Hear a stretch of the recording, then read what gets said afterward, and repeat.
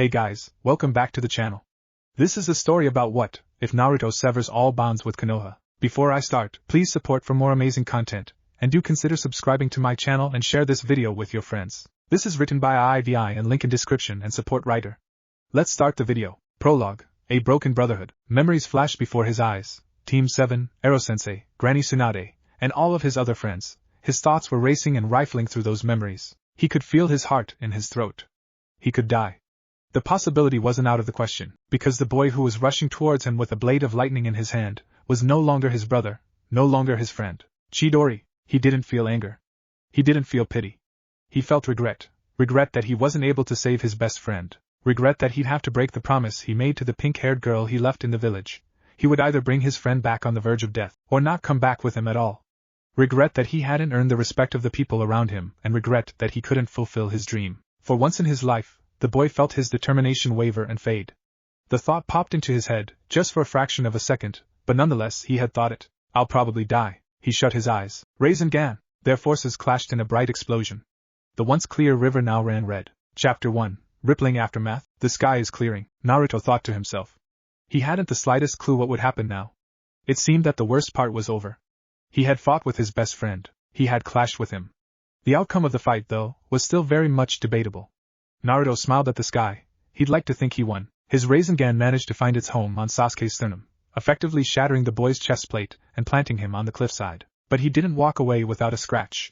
The Jinchuriki was lying on the riverside, in a pool of his own blood. The Chidori had managed to leave a deep, gaping wound on his torso. He was panting. The adrenaline had yet to recede from his system, so the pain wasn't all that bad. But that didn't change the fact that he could barely breathe due to fatigue and blood loss. Damn, the team got me pretty good. He could feel the power fading from him. He was feeling lightheaded as he coughed up even more blood. In a way, he had expected this to happen. He wasn't really bothered by the thought of death. What bothered him were the dreams that he would have to give up. His sight was starting to blur and fade. He was about to slip, until he heard that all too familiar maniacal laugh. He managed to open his eyes once more, only to see Orochimaru carrying the unconscious body of the Uchiha. You really are pathetic, Kyuubi brat. I have to admit though, I'm impressed that you're still alive. But I don't think that would be the case for very long. And now you're going to die not as a hero, but as the failure that you were meant to be, as the monstrosity that your own village wrote you off to be. Ultimately, you have still failed to save your precious little friend. Tell me, brat. Who would mourn for you? Who would miss you? You're nothing but a pathetic waste of space, and so is that demon inside of you. You can't even beat an Uchiha. In fact, you should be proud that you were killed by the future host of the legendary Orochimaru. Face it, brat. No one would remember a failure like you. The snake Sannin let out another laugh.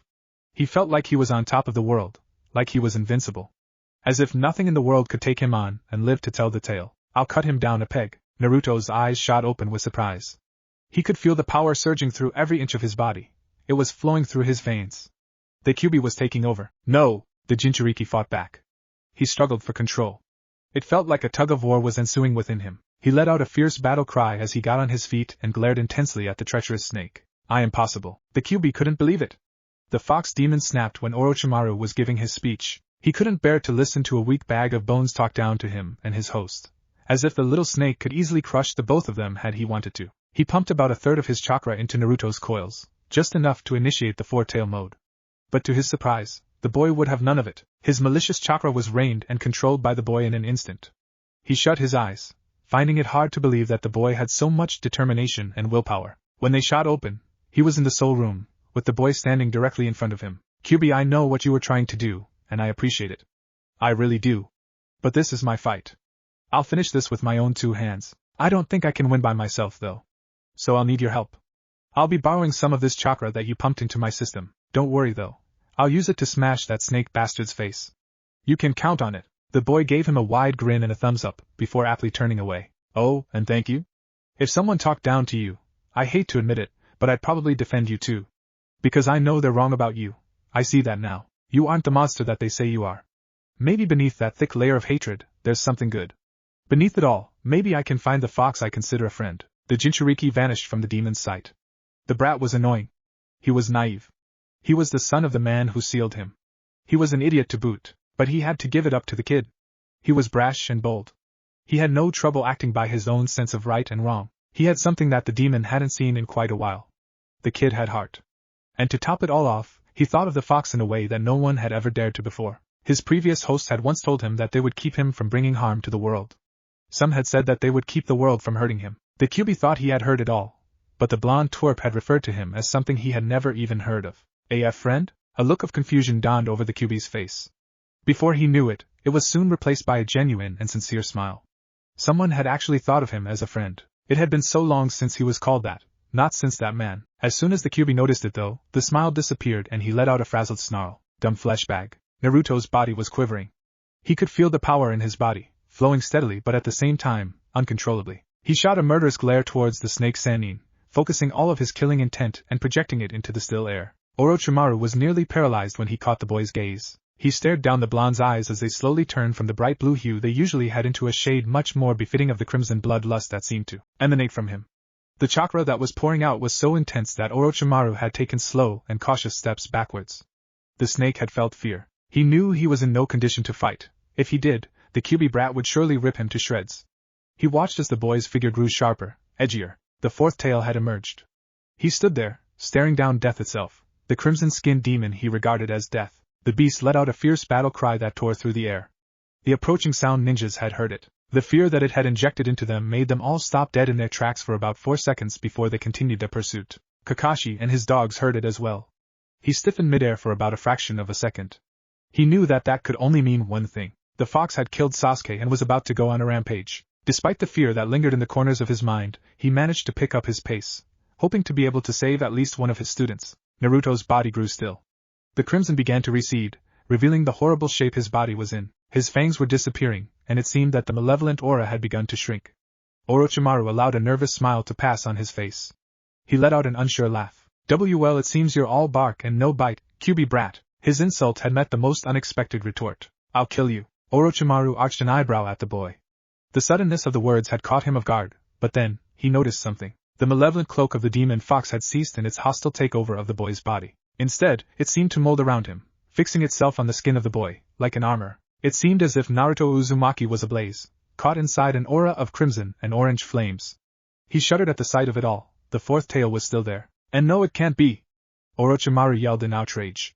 It didn't make any sense for the boy to spontaneously achieve full control of the QB's chakra. How can a brat like you manage to control the QB's chakra? The truth is, Naruto grinned as he was saying this. I haven't. So I might go a bit overboard with this next move. Now, the Jinchuriki cracked his knuckles as he prepared to lunge at the snake. Put my friend down, so I can beat you to a bloody pulp. With that, Naruto charged up as much chakra as he could into his right palm. A bright vermilion sphere of chakra formed in the boy's hand as he prepared to attack. Orochimaru felt his fear rock his knees. He was having a hard time just standing up. He could die. He had been the only one to notice the tint of black swirling within the vortex of the chakra ball. Naruto grabbed his right wrist and continued to pump more of his chakra into the sphere. The air around him began to whip around wildly. The intensity of his chakra was causing the wind to react violently, and it was also influencing the flow of the river. Without Naruto noticing it, the wind had formed around the ball of chakra, and infused its natural properties onto it. He broke into a sprint towards the Sannin, who just stood there marveling in absolute awe and pure fear at the sight. Orochimaru panicked. He would either have to dodge the attack or block it. Either way, he would not escape unharmed. He made up his mind to dodge it, but when he tried to jump out of the way, his body refused to follow the command. What the hell? Why can't I move? He took another look at the boy who was rushing towards him with reckless abandon. It was then that he began to laugh silently to himself. So this is what fear feels like, eh? The unconscious Uchiha fell to the ground. The snake Sannin raised both his hands and crossed them, in an attempt to block the attack, an effort that would prove futile. Rasengan! The ball of chakra made contact with its target, exploding upon impact and letting the wind trapped inside its vortex run rampant on the body of Orochimaru. The legendary Sannin was sent flying into the dense forest, leaving only a trail of blood as he was forced out of the scene. The Uzumaki boy took a seat beside his unconscious friend.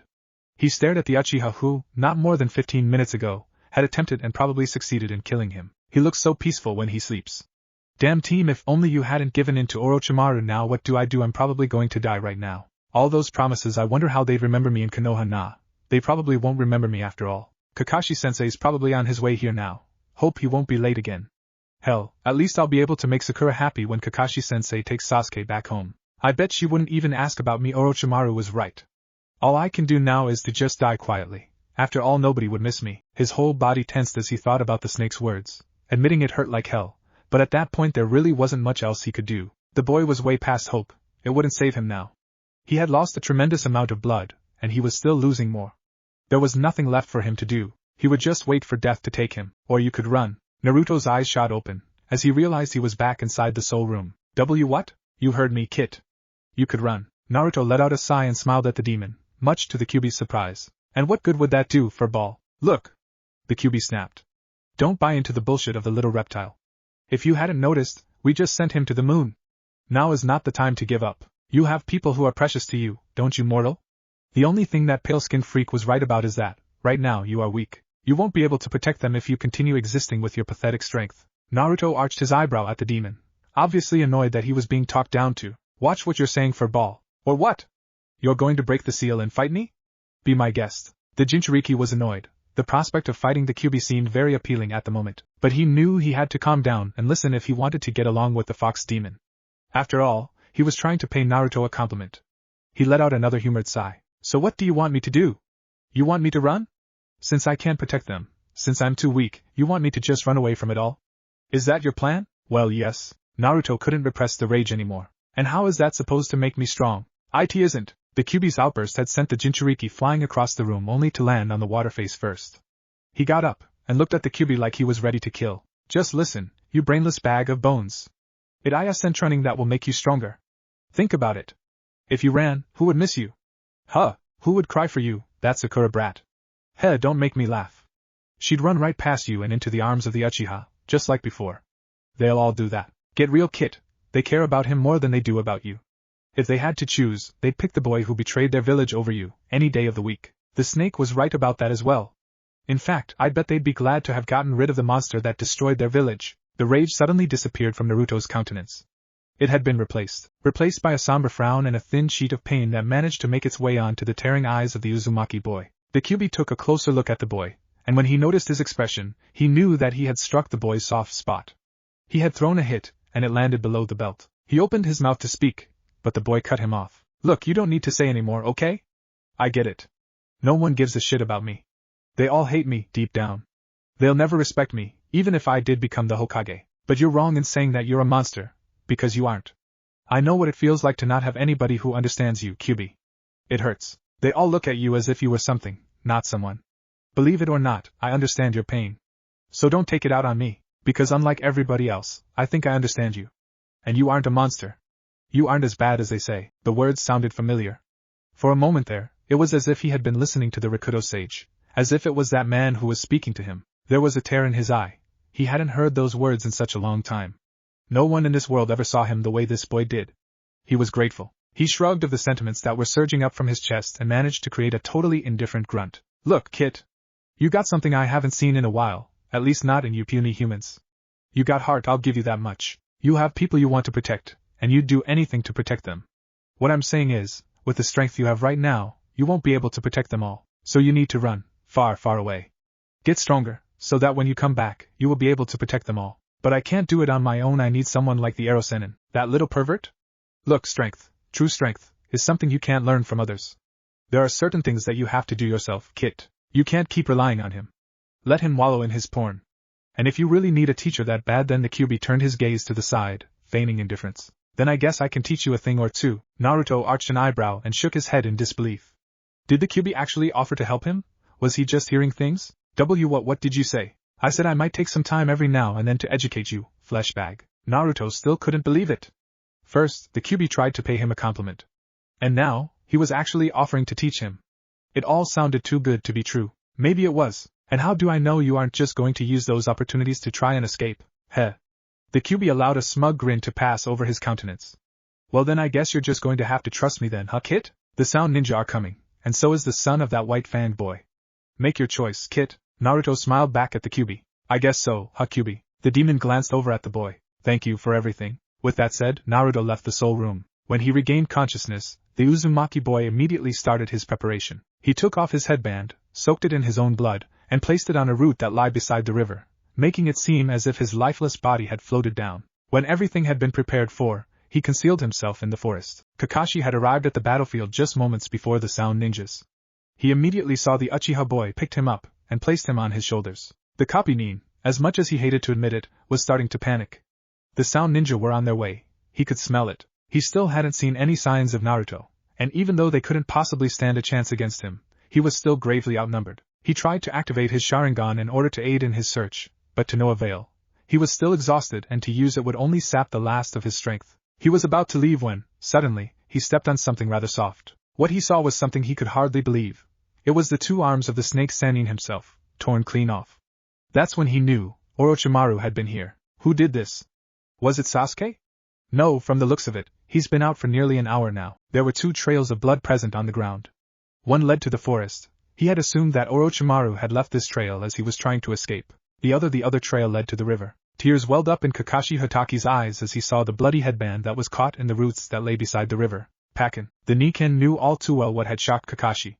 He immediately grabbed the headband and ordered the other Niken to bring Orochimaru's arms with them. They couldn't afford to lose any more time mourning. They had to go, now. Kakashi! The dog's muffled yell managed to snap Kakashi out of his melancholic trance. Pakin had secured Naruto's headband in his mouth. Without another word, Kakashi Hatake left. Chapter 2, to be remembered. There was a knock on the door of the Hokage's room. Tsunade anxiously bid them to come in. She hadn't the slightest clue what happened in the Valley of the End, and she was more than willing to find out. Of course, she was half hoping that the blonde-haired boy would enter along with Kakashi, but she quickly dismissed the thought when she realized that he must have been taken to the hospital first. Kakashi entered the room along with his hounds. Kakashi!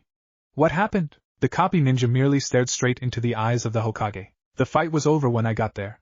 I managed to retrieve Sasuke. He's in the hospital as we speak. The curse mark had taken its toll on him, and I don't expect him to regain consciousness for at least a few days. We also found this. 2 of Kakashi's ninja dogs stepped forward, and placed the arms of the snake Sannin on the table of the Hokage. This is. Yes. He must have arrived there before I did.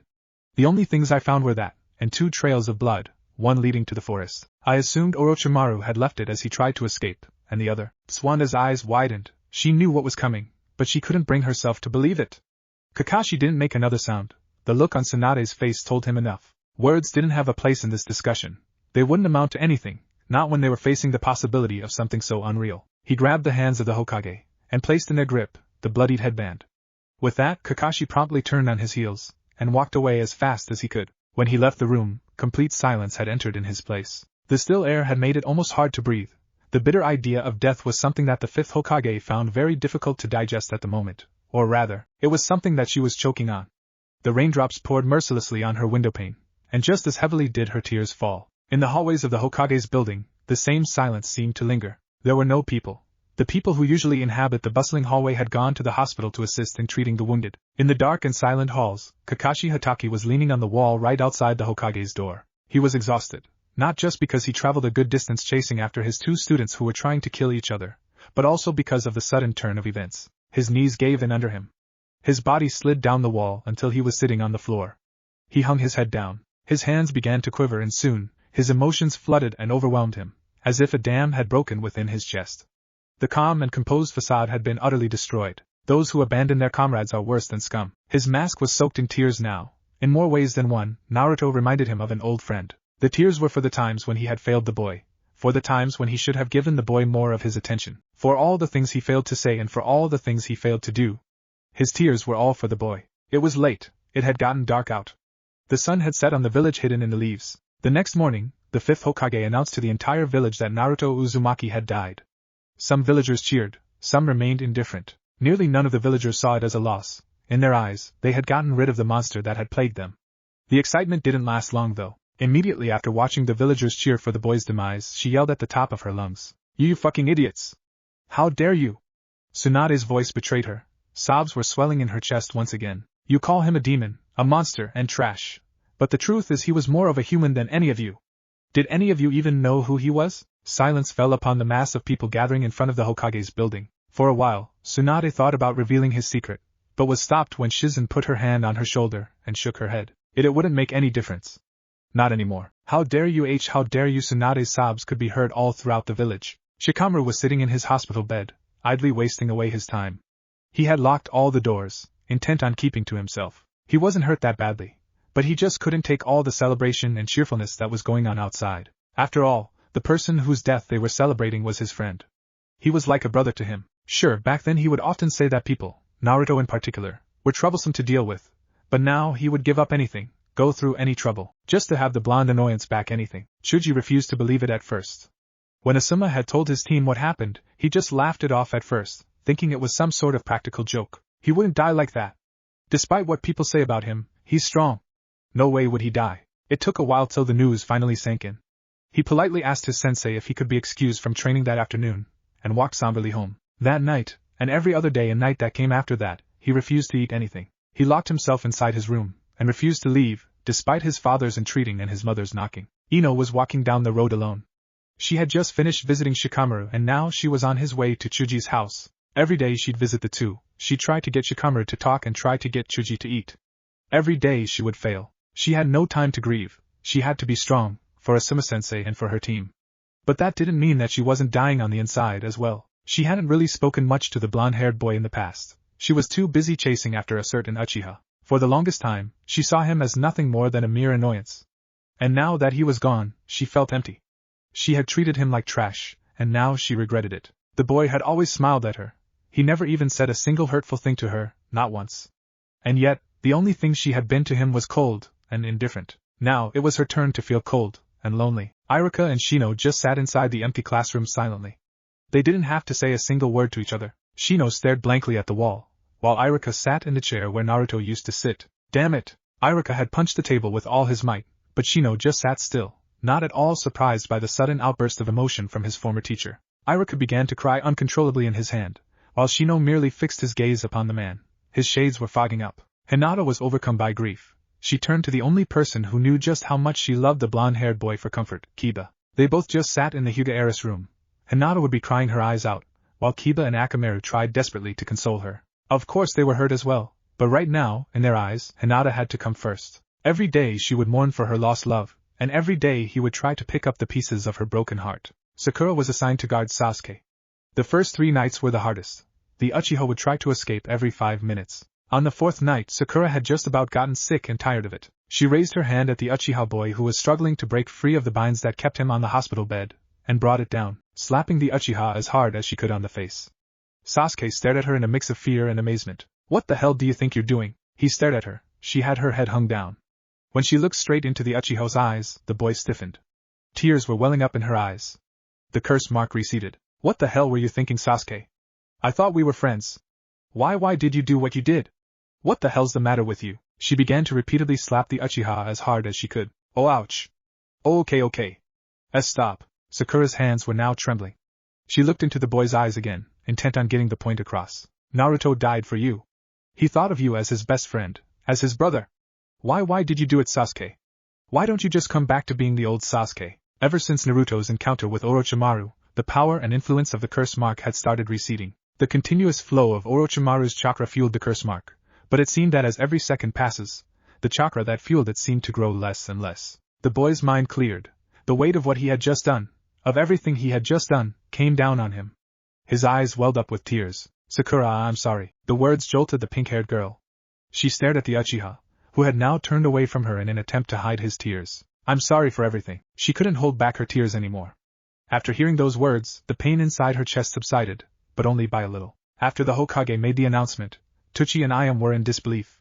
Naruto had been like a son to Tuchi, and a brother to Ayam, and now that the boy was dead, they couldn't bear to watch the leaf celebrate it. They bore resentment toward their own village for being so callous and uncaring, for not even spending a second to try and understand the boy. They closed the Ichiraku ramen stand, fully intent that if they could no longer make ramen for Naruto, then the entire village would never taste their ramen ever again. Konohamaru-kun? Please come out. Moegi insisted. Konohamaru had locked himself in an abandoned warehouse ever since he found out that Naruto had passed away. No! I'll never come out. Not until the village starts mourning Naruto-kun. Gaara, who had just happened to be passing by, heard Konohamaru's cry. He walked over to the door of the warehouse. Moegi and Udan were fixated on him with unsure gazes, completely ignoring the boy and the girl that had followed Gaara. Konohamaru-kun? Who are you? My name is Gaara. I was a friend of Naruto-kun. The door immediately opened. What do you want? I want to speak with you. With that, Gaara entered the warehouse and sat down next to Konohamaru. The boy just sat there and played with his scarf when suddenly, Gaara grabbed his shoulders, looked into his eyes, and asked him, You miss him, don't you? Why yeah. Konohamaru had started crying now. It's not fair. The boy yelled. Naruto-kun did his best. He was always happy and he was always trying to help the village. So why? Why are they so happy now that Naruto-kun is gone? Why do people want to forget about him so badly? Gaara didn't know what to say. He didn't know how to explain it to the boy. The fact that Naruto was a Jinchuriki, that is. Konohamaru cried into Gaara's shirt, while the red-haired boy tried to console him. He couldn't help but think to himself. It wasn't fair. You have to win to be loved, and you have to be loved to be remembered. Jiraiya couldn't take all the celebrating. He hated how the village treated Naruto. The boy gave his life to bring back one of their own, a boy who, in his opinion, was not even worthy of salvation, and still the village treated him like trash. He regretted not being able to spend more time with the boy. He was the boy's godfather for Kami's sake, but what did he do when Minato died? He ran. What if he hadn't? What if he had stayed with the boy, protected him, cared for him? Things would be different. He would still be alive right now, he blamed himself. All those years of doing his perverted research, they were all wasted years in his eyes. Every second he spent doing something else could have been another second of the boy's company. He had failed Naruto, as a teacher and as a godfather. He left the hidden leaf to wallow in his guilt and sorrow, vowing never to return to the village that had taken away the most precious thing to him not once, but twice. He decided to bring the news of the boy's untimely death to the village of the wave. When he told them what had happened, they created a statue of Naruto and placed it in the middle of the great Naruto bridge. There was a message engraved on the stone that the Naruto sculpture was standing on. Those who pass here are to always remember Naruto Uzumaki, the hero who saved this village. In this cruel world, you have to win to be loved, and you have to be loved to be remembered. Chapter 3, A New Hero. Are you sure about this? Yes. Look, you puny humans need food to survive, right? To get food, don't you need money? Yeah, but robbing bandits seemed too ironic. Listen. See that piece of trash in front? He raped a woman. The Kyuubi was lying through his teeth. In truth, he just wanted to get into a fight. Really? That scum. Wait, how the hell are you so sure? Well, the Kyuubi tried to think of something. He couldn't. If you don't kill him now, someday he will. Naruto sighed. To some extent, he knew the demon was right. He was broke and he had no decent attire. If someone were to spot him, they would know who he was immediately. Then again, maybe he was just overestimating his fame/infamy. Fine. With that, Naruto charged out of the bushes. He appeared almost instantly in front of the man who was carrying the bag of money and landed a straight right to the side of his face, knocking him into a tree. The 4 other bandits took out their weapons and charged at Naruto with reckless abandon. Naruto dodged the first attack and landed a roundhouse kick to the back of the man's head.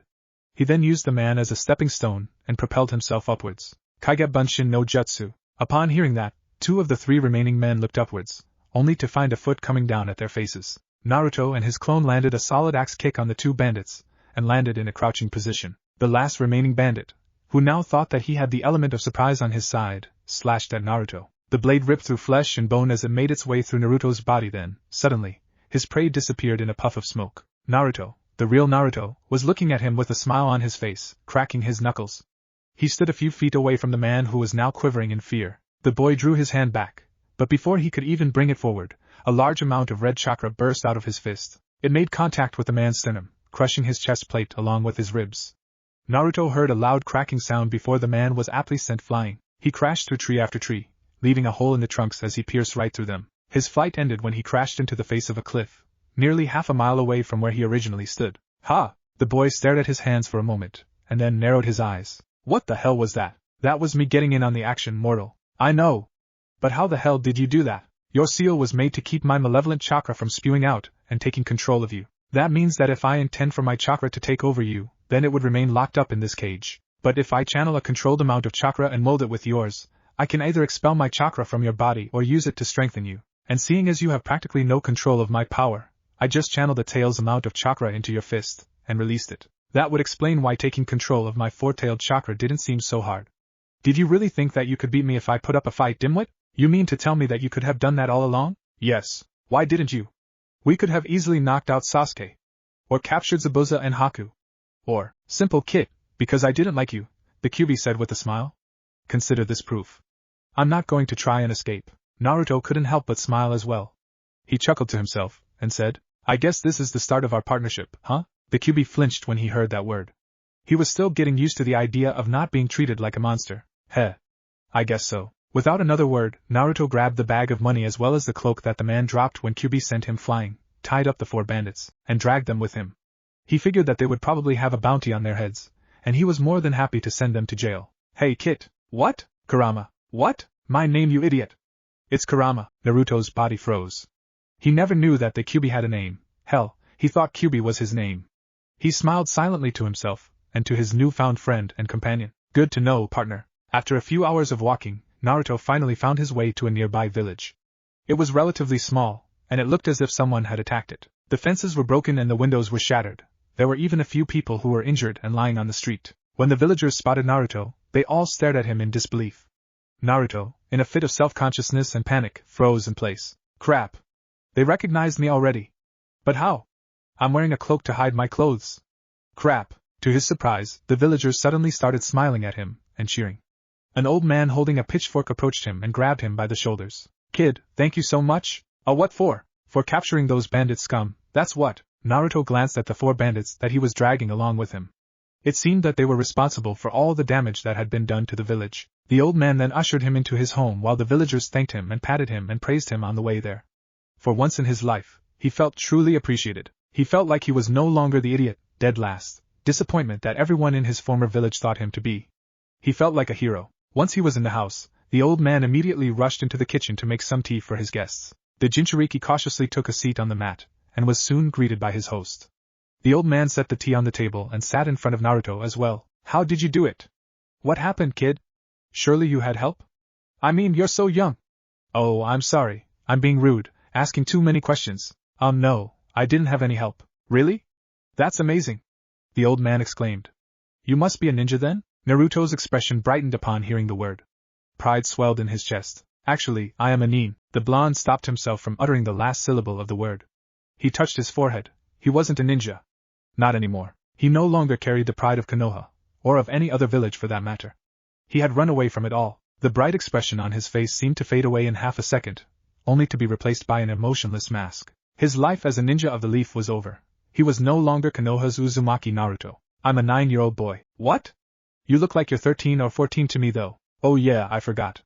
I am 13 years old, the blonde nonchalantly stated, scratching the back of his head as he did so. Just as Naruto was about to take a sip of his tea, a young woman came rushing down the stairs, only to trip on her own foot as she reached the bottom. Father? Is it true? Is there a hero in town? Nanami? Well, yes. I mean, he's right here. The old man gestured towards Naruto, who had his eyes set on the girl. Her amber curls were thick and long enough to cover parts of her face as well as trail down her neck and her right shoulder, but they weren't enough to hide the faint tinge of pink that seemed to appear on her smooth, rosy cheeks. She sat down beside Naruto who, without even noticing it, shot her one of his foxy grins. The blush on her cheeks intensified and her gaze shot down at the table. It was the first time in her life that a boy had been allowed inside their home, mostly because in their little village, the young ambitious ones moved to a different village in order to earn prestige and money that they could use to support their home village. Consequently, the only people left in the village are young women and old men. That, and the fact that the blonde boy's smile had a tad bit of flirtatiousness in it. Before Naruto could notice her reaction, she had already bowed her head to him. Thank you for helping our village. My name is Nanami. Please let me know if I could do anything to help you. What are you doing? Naruto yelled as he tried to sit her straight. Her father had watched their entire interaction quite observantly, particularly his daughter's reaction to the presence of their young village hero. Being the good-natured father that he was, he pounced on the opportunity to embarrass his daughter in front of her newfound crush. I too am grateful, my boy. And should you wish to marry my daughter in return for the deed you have done for us, I shall gladly give you my blessing. In utter shock of what they had just heard, the two utter a loud what, in unison, only to be drowned out by the sound of the old man's cackling. After a full 3 minutes, the old man had managed to compose himself enough to extend a proper welcome to their hero. Well, jokes aside, welcome to Nagara-Namida, the village of the flowing tears. My name is Tatsuniji, the village chief. You can call me Old Man Tatsu, as everyone else in the village does. Tell me though, young man, where do you live? I'm kind of a wanderer at the moment, Naruto said before calmly sipping from his cup. The sudden news of the boy's homelessness made Nanami turn her gaze quickly upon Naruto, as well as make the old man choke on a bit of his tea. They stared at Naruto's nonchalance in complete shock, that is, until Old Man Tatsu decided to break the silence by barraging him with questions. Naruto, who was taken aback by the suddenness of the questions, could do nothing but scratch the back of his head and grin while Nanami's gaze never left Naruto. There was an odd silence that pervaded in the still air of the living room after the blonde boy had finished answering some of the old man's questions. Tatsu opened his mouth, only to be cut off by his daughter. You can stay here as long as you wish. I'm sure father would not mind. And Nanami, I don't really have a choice in this, do I? Of course not, father. He just saved our village. It's the least we could do. She shot her father a look that could get her anything she wanted. Her mouth was half pouting, her eyes were watering, and her lower lip quivered as she gazed into her father's eyes. Sooner or later, Tatsu's resolve wavered. Oh fine. You can stay. But, the unfinished sentence managed to catch the attention of the boy, as well as double the tension in the air. You've yet to tell us your name. Naruto choked on a bit of his tea. His eyes quickly scanned the room, trying frantically to find an object he could name himself after, until finally he consulted his partner out of sheer desperation. My name? What the hell do I tell them, furball? Why are you asking me, runt? Just tell them your real name. I can't do that. Look, until they find my body, the elders of Konoha are going to assume I'm still alive and mark me as a missing nin. I obviously can't let them find me, so what if they do? Just kill anyone they send after you, and if they send my old team, kill them. The Uchiha boy dies first, and if they send my friends, kill them, and if Tsunade Bachan comes after me herself, along with Ero Sennin, kill them. That's your solution for everything. Damn right it is. And it works too. Forget it, this conversation is over. The Jinchuriki, much to his annoyance, heard a loud snicker coming from his prisoner as he left the soul room. In his state of panic, Naruto blurted out the first name he could think of. My name is Kurama. Kurama Kitsune? The blonde boy said hesitantly. Tatsu narrowed his eyes upon hearing the name, and finally commented on it. Kurama Kitsune, what an odd name. Well, anyway, welcome Kurama, to our little village. Please make yourself at home. Naruto smiled at his generous host and to his adorable daughter as well. Never before had he been welcomed by a complete stranger into his home. He was so used to being mistreated, abused, glared, and at times even attacked. The thought of being welcomed into someone's home after having just one conversation, it was completely unbelievable to him. His memories flashed back to his days living in Konoha, the village where everyone hated him and nobody acknowledged him. Even the people whom he regarded as friends, to some extent, had treated him like trash. And for what reason? Because he didn't have a family? Because he was the Nine-Tails warden? Because he didn't have any parents? Or was it because he was the idiot, the loser, dead last Naruto? It was a bitter pill to swallow, a harsh reality to accept, but in truth, he had nothing to his name but the false dignity and pride that he carried around just so the insults and the glares wouldn't hurt so much. Leaving Konoha was easy for him to do, not because he knew he'd come back to it someday, but because he knew deep down that battered heart of his that he had nothing there in the first place, nothing to lose, nothing to walk away from. He looked solemnly at his hands, which were now starting to quiver. Being acknowledged and accepted had moved the boy so much that his eyes had actually started to water up. As much as he didn't want to cry in front of his kind hosts, he couldn't think of a way to hold it back. But the Kyuubi could. You realize that they're only treating you like this because they don't know what you are, right? The tears that were forming in his eyes disappeared. He hadn't taken that into account. He was far too moved to take it into account. And as much as he was grateful for the Kyuubi's interference, it didn't make it hurt any less. Don't mess with me, you bastard. A low chuckle was the only reply that he received from the fox demon. When he was once again aware of his surroundings, both Tatsu and Nanami were staring at him with a puzzled countenance. The amber-haired girl placed her soft hands gently on Naruto's. Kurama? Are you alright? Yes, I'm fine. Thank you for your generous offer. I promise that I will do my best to help the town during my stay. That's the spirit, young man. Now, it's getting late. My daughter will show you to her bedroom. I'm confident that you have no problem with sleeping in the same bed with a woman, yes? The response was once again a loud what? From the two, which was once again drowned out by the old man's laughter. When the bleeding of his nose had stopped, Naruto composed himself and bowed to the old man. I know it's late, Tatsu-san, but I have something important to do. I will be back later after finishing with that, and patrolling the village. Bandits like those tend to hunt in large groups. They'll probably send men to look for those other four. Are you sure you can handle them? We can help you if you want. There's no need for that, Tatsu-san. Besides, they'll probably only have 30 men at max. They need about 70 more to make it an even fight, the blonde boy said, styling his trademark foxy grin as he did so, which caused the old man to laugh at the boy's confidence, or rather, bravado. And with that, Naruto left the house to patrol the town, but not before throwing one more glance towards Nanami. Naruto arrived at an open clearing, after patrolling the village for a good 10 minutes.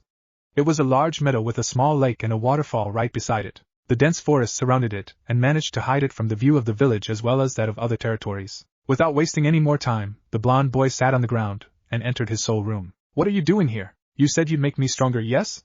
Well, I'm here to make sure that you make good on that. A devilish grin appeared on the fox's face. Well, let's get started then, Kit. Chapter 4, A Bloody Vow. The once beautiful clearing was now reduced to what looked like a battlefield. There were smoldering craters scattered about, and the waterfall was barely flowing. The trees that had surrounded it looked as if something massive had whipped right through them, breaking them in two as if they were nothing but twigs. In the middle of all the mayhem, stood a panting blonde-haired boy, on the verge of collapsing. He let out a slight laugh. Karakuin, I think we overdid it this time. Heh. I think so too, it matter though. You did well today. To be honest, I expected you to die after managing to control 5 of my tails. Well, thank you for your rock-solid faith in me. Where would I be without your charming personality, and your skill in making everybody feel better through words? You'd be in Konoha with your sissy friends living your sissy life in your sissy world. You're welcome. Naruto just chuckled at this. In the past year that he spent staying in Nagaranamida, he had started to form a bond with Kyuubi. He was more than just a prisoner to Naruto, and the boy was more than just the Kyuubi's ball and chain. In fact, they were starting to act like father and son. Naruto dusted himself off, and started to walk back home, where Nanami would be waiting for him with a steaming hot bowl of ramen, like she does every night. His thoughts trailed off to the times he had spent with her, when she taught him how to fish and trained him in the way of the garden. She was such a lovely girl. Oftentimes Naruto couldn't help but stare at her, even after she's caught him looking. In a way, Naruto was thankful that he had left Konoha, that Sasuke had done what he did. It seemed a bit selfish now that he thought about it, but if none of that happened then he wouldn't be here right now, walking home to a beautiful young lady that waited up for him every night. He wouldn't have her as his best friend. His mind traced all the way back to when he decided to tell her his deepest, darkest secrets. The young blonde had just finished confessing everything to the amber-haired beauty sitting beside him. For a while, a long while, she just sat there silent and unmoving. Naruto had anticipated her reaction. He knew that if he told her, it'd be the end of his life in their village, the end of his life with her. When she stood up, Naruto expected her to turn away and leave, perhaps even throw a rock at him before aptly running away, but much to his surprise, she did none of that. She walked closer to the boy, and embraced him tightly from behind, tears flowing down the hazel-brown eyes of hers. Naruto was shocked. That must have been so hard, Kurama. And Naruto-kun. I can't believe those people would do that to you. You must have been in so much pain. Aren't you afraid of me? Aren't you afraid of what I am? I'm a failure and a demon. Naruto-kun, I don't care about who or what you were before. What matters to me is who you are now. You're the nicest person I know, and Naruto turned around to return her embrace, but was taken aback by her words that soon followed. I love you, Naruto-kun. Tears were welling in the young boy's eyes. Never before had he heard such tender words, especially not from someone of the opposite sex. A smile flashed across the boy's face. I love you too, Nanami-chan. After a few more moments of silent embracing, Nanami broke away and looked straight into Naruto's eyes. Listen to me, Naruto-chan. As long as I'm here, I won't ever let anybody treat you that way ever again. I promise. Thank you, Nanami-chan.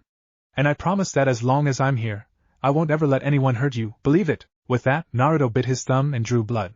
He stuck out his hand in a gesture of a handshake. For a short while, Nanami just stared at the extended hand, but soon noticed that there was still blood on the boy's lips. Without thinking, she planted the softest of kisses on Naruto's lips, causing him to jolt upright and to blush furiously. When she pulled away, both their gazes met the ground, while Naruto fiddled with his thumb. Oh, listen, Nanami-chan, nobody else knows my secrets, so if it's okay with you, please call me Kurama whenever we're in front of other people. She smiled that ever so gentle smile of hers, which was emphasized by the light shade of pink on her cheeks. Sure thing, Kura-chan. With that, they walked home, hand in each other's hand. A smile crossed the countenance of our blonde-haired hero as he vividly recalled those moments. He had a dazed look on his face, which Kurama took as a chance to embarrass the boy even further. You know, back in my day when we liked someone from the other sex, we'd sneak up behind them, and just stick it in.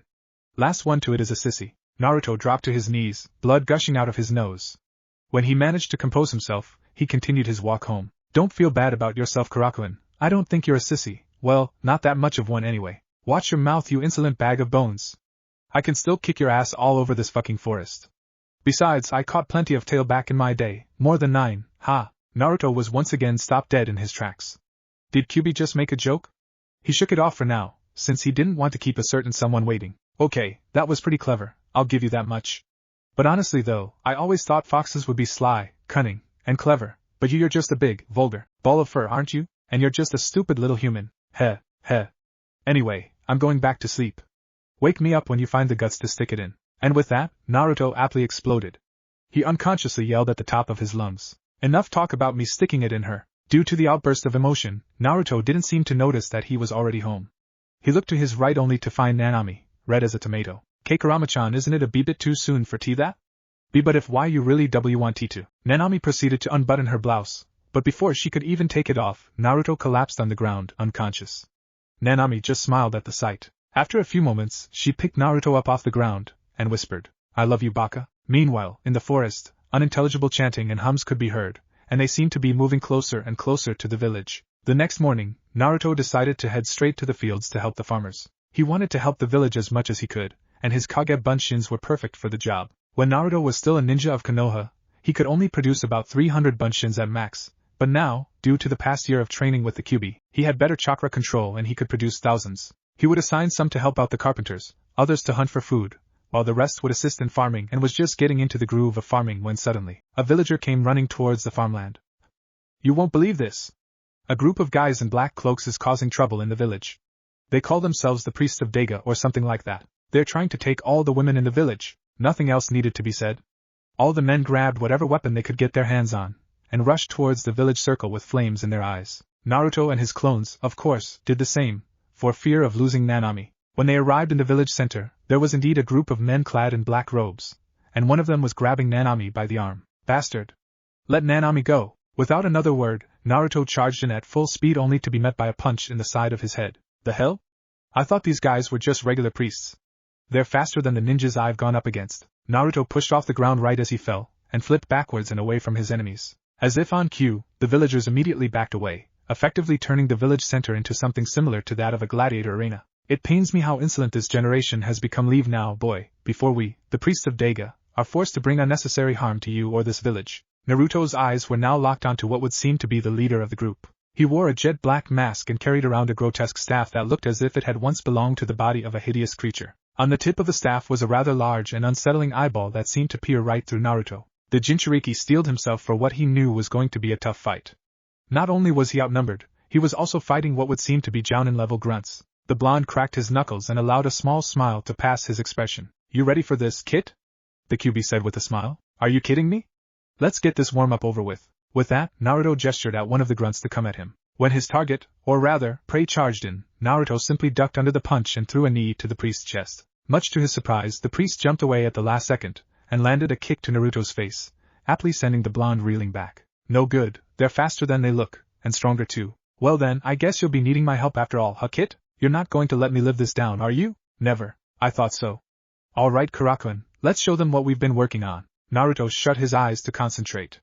In just a matter of seconds, the wind began whipping around him violently. When he opened his eyes, they were slit and his feral features had become more distinct. The malevolent chakra that seemed to irradiate from him created a pressure that caused most of the villagers to back away from fear. When he had gathered enough chakra, he released it, blowing away a good number of his opponents. The Kyuubi's chakra then seemed to form around Naruto, as if he were mildly glowing with a faint golden hue.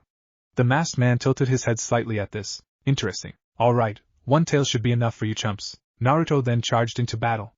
A group of priests moved to intercept him, but he was just too fast. Naruto ducked under the kick aimed at his head, grabbed the priest's leg, and threw him into the other priests. When the others rushed towards him, he held up his right hand and formed what looked like a claw. Try this on for size. Kutsum! A dark claw of pure malicious chakra then sprang out from Naruto's hand and grabbed all of the priests. Screams of pain and terror could burst forth from their mouths, as the smell of seared flesh started to fill the air. Naruto threw them into a tree before he accidentally burned them to a crisp. It seemed that the Kyuubi's chakra was more than lethal to anyone other than Naruto. The remaining priests reluctantly surrounded the boy, while Naruto got on all fours and into a feral stance. Alright, that's enough. All eyes were now on the masked priest as he called off the attack on the village. He let go of Nanami, who ran back to her father's embrace, and turned his back to Naruto. It's quite clear that we are outmatched. We will leave. But you listen to me, boy. He turned around to face Naruto once again, and in that moment, Naruto felt a strong surge of killing intent directed at him. I don't know who or what you are, but you fascinate me, you and your little maiden over there. He shot a glance towards Nanami, which only served to piss Naruto off even more. That being said, the masked man aptly walked away and soon all his followers ran after him. Naruto allowed the Kyuubi's chakra to seep back inside him, and as he did so, loud cheers and praises erupted from the crowd around him. Once again, Naruto had saved the village. Nanami had rushed to embrace the boy and ended up wrapping herself around him, which of course caused the blonde's face to turn ungodly red. Tatsu, on the other hand, merely watched from afar. He was proud of the boy, that much was a given, but he was also contemplating. Kurama-kun, what are you? Later that night, after everyone had passed out in their homes due to the overabundance of celebration, Tatsu, who was still drinking merrily on the rooftop, had asked the young blonde to sit down and talk.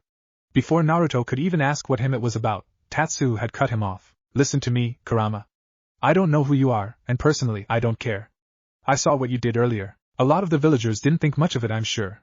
They were all probably too caught up in celebration to even give it a passing thought, but I did. The conversation had taken a serious tone. To say that Naruto was nervous would have been an understatement. He was afraid that he would be asked to leave, that he would once again be shunned, that he would have to leave Naomi.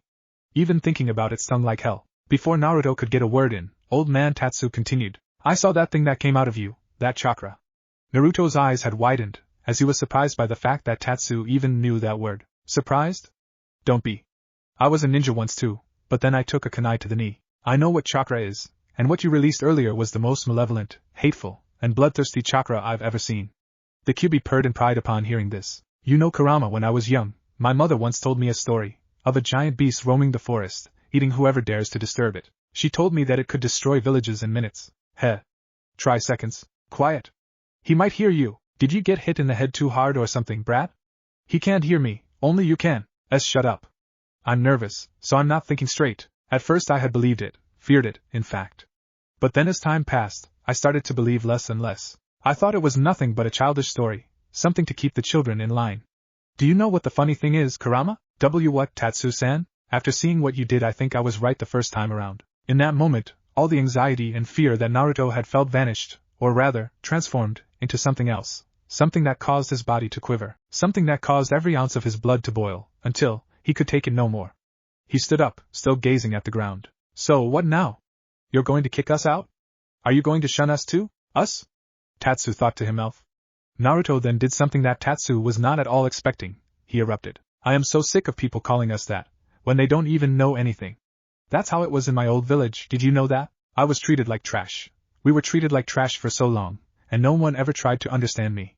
They didn't know me, they never bothered to know me. When I left, it hurt so much, because it felt like I was abandoning my dreams, like I was throwing away everything that meant something to me. But then I arrived in Nagara-Namida, and finally I thought, finally I have a place where I can feel at ease, a place where I never have to be called, or even hear, the word monster ever again. So what gives you the right to act like all the others, Tatsujiji? What makes you think you can call us a monster? This thing that you're talking about is my friend, and he isn't a monster.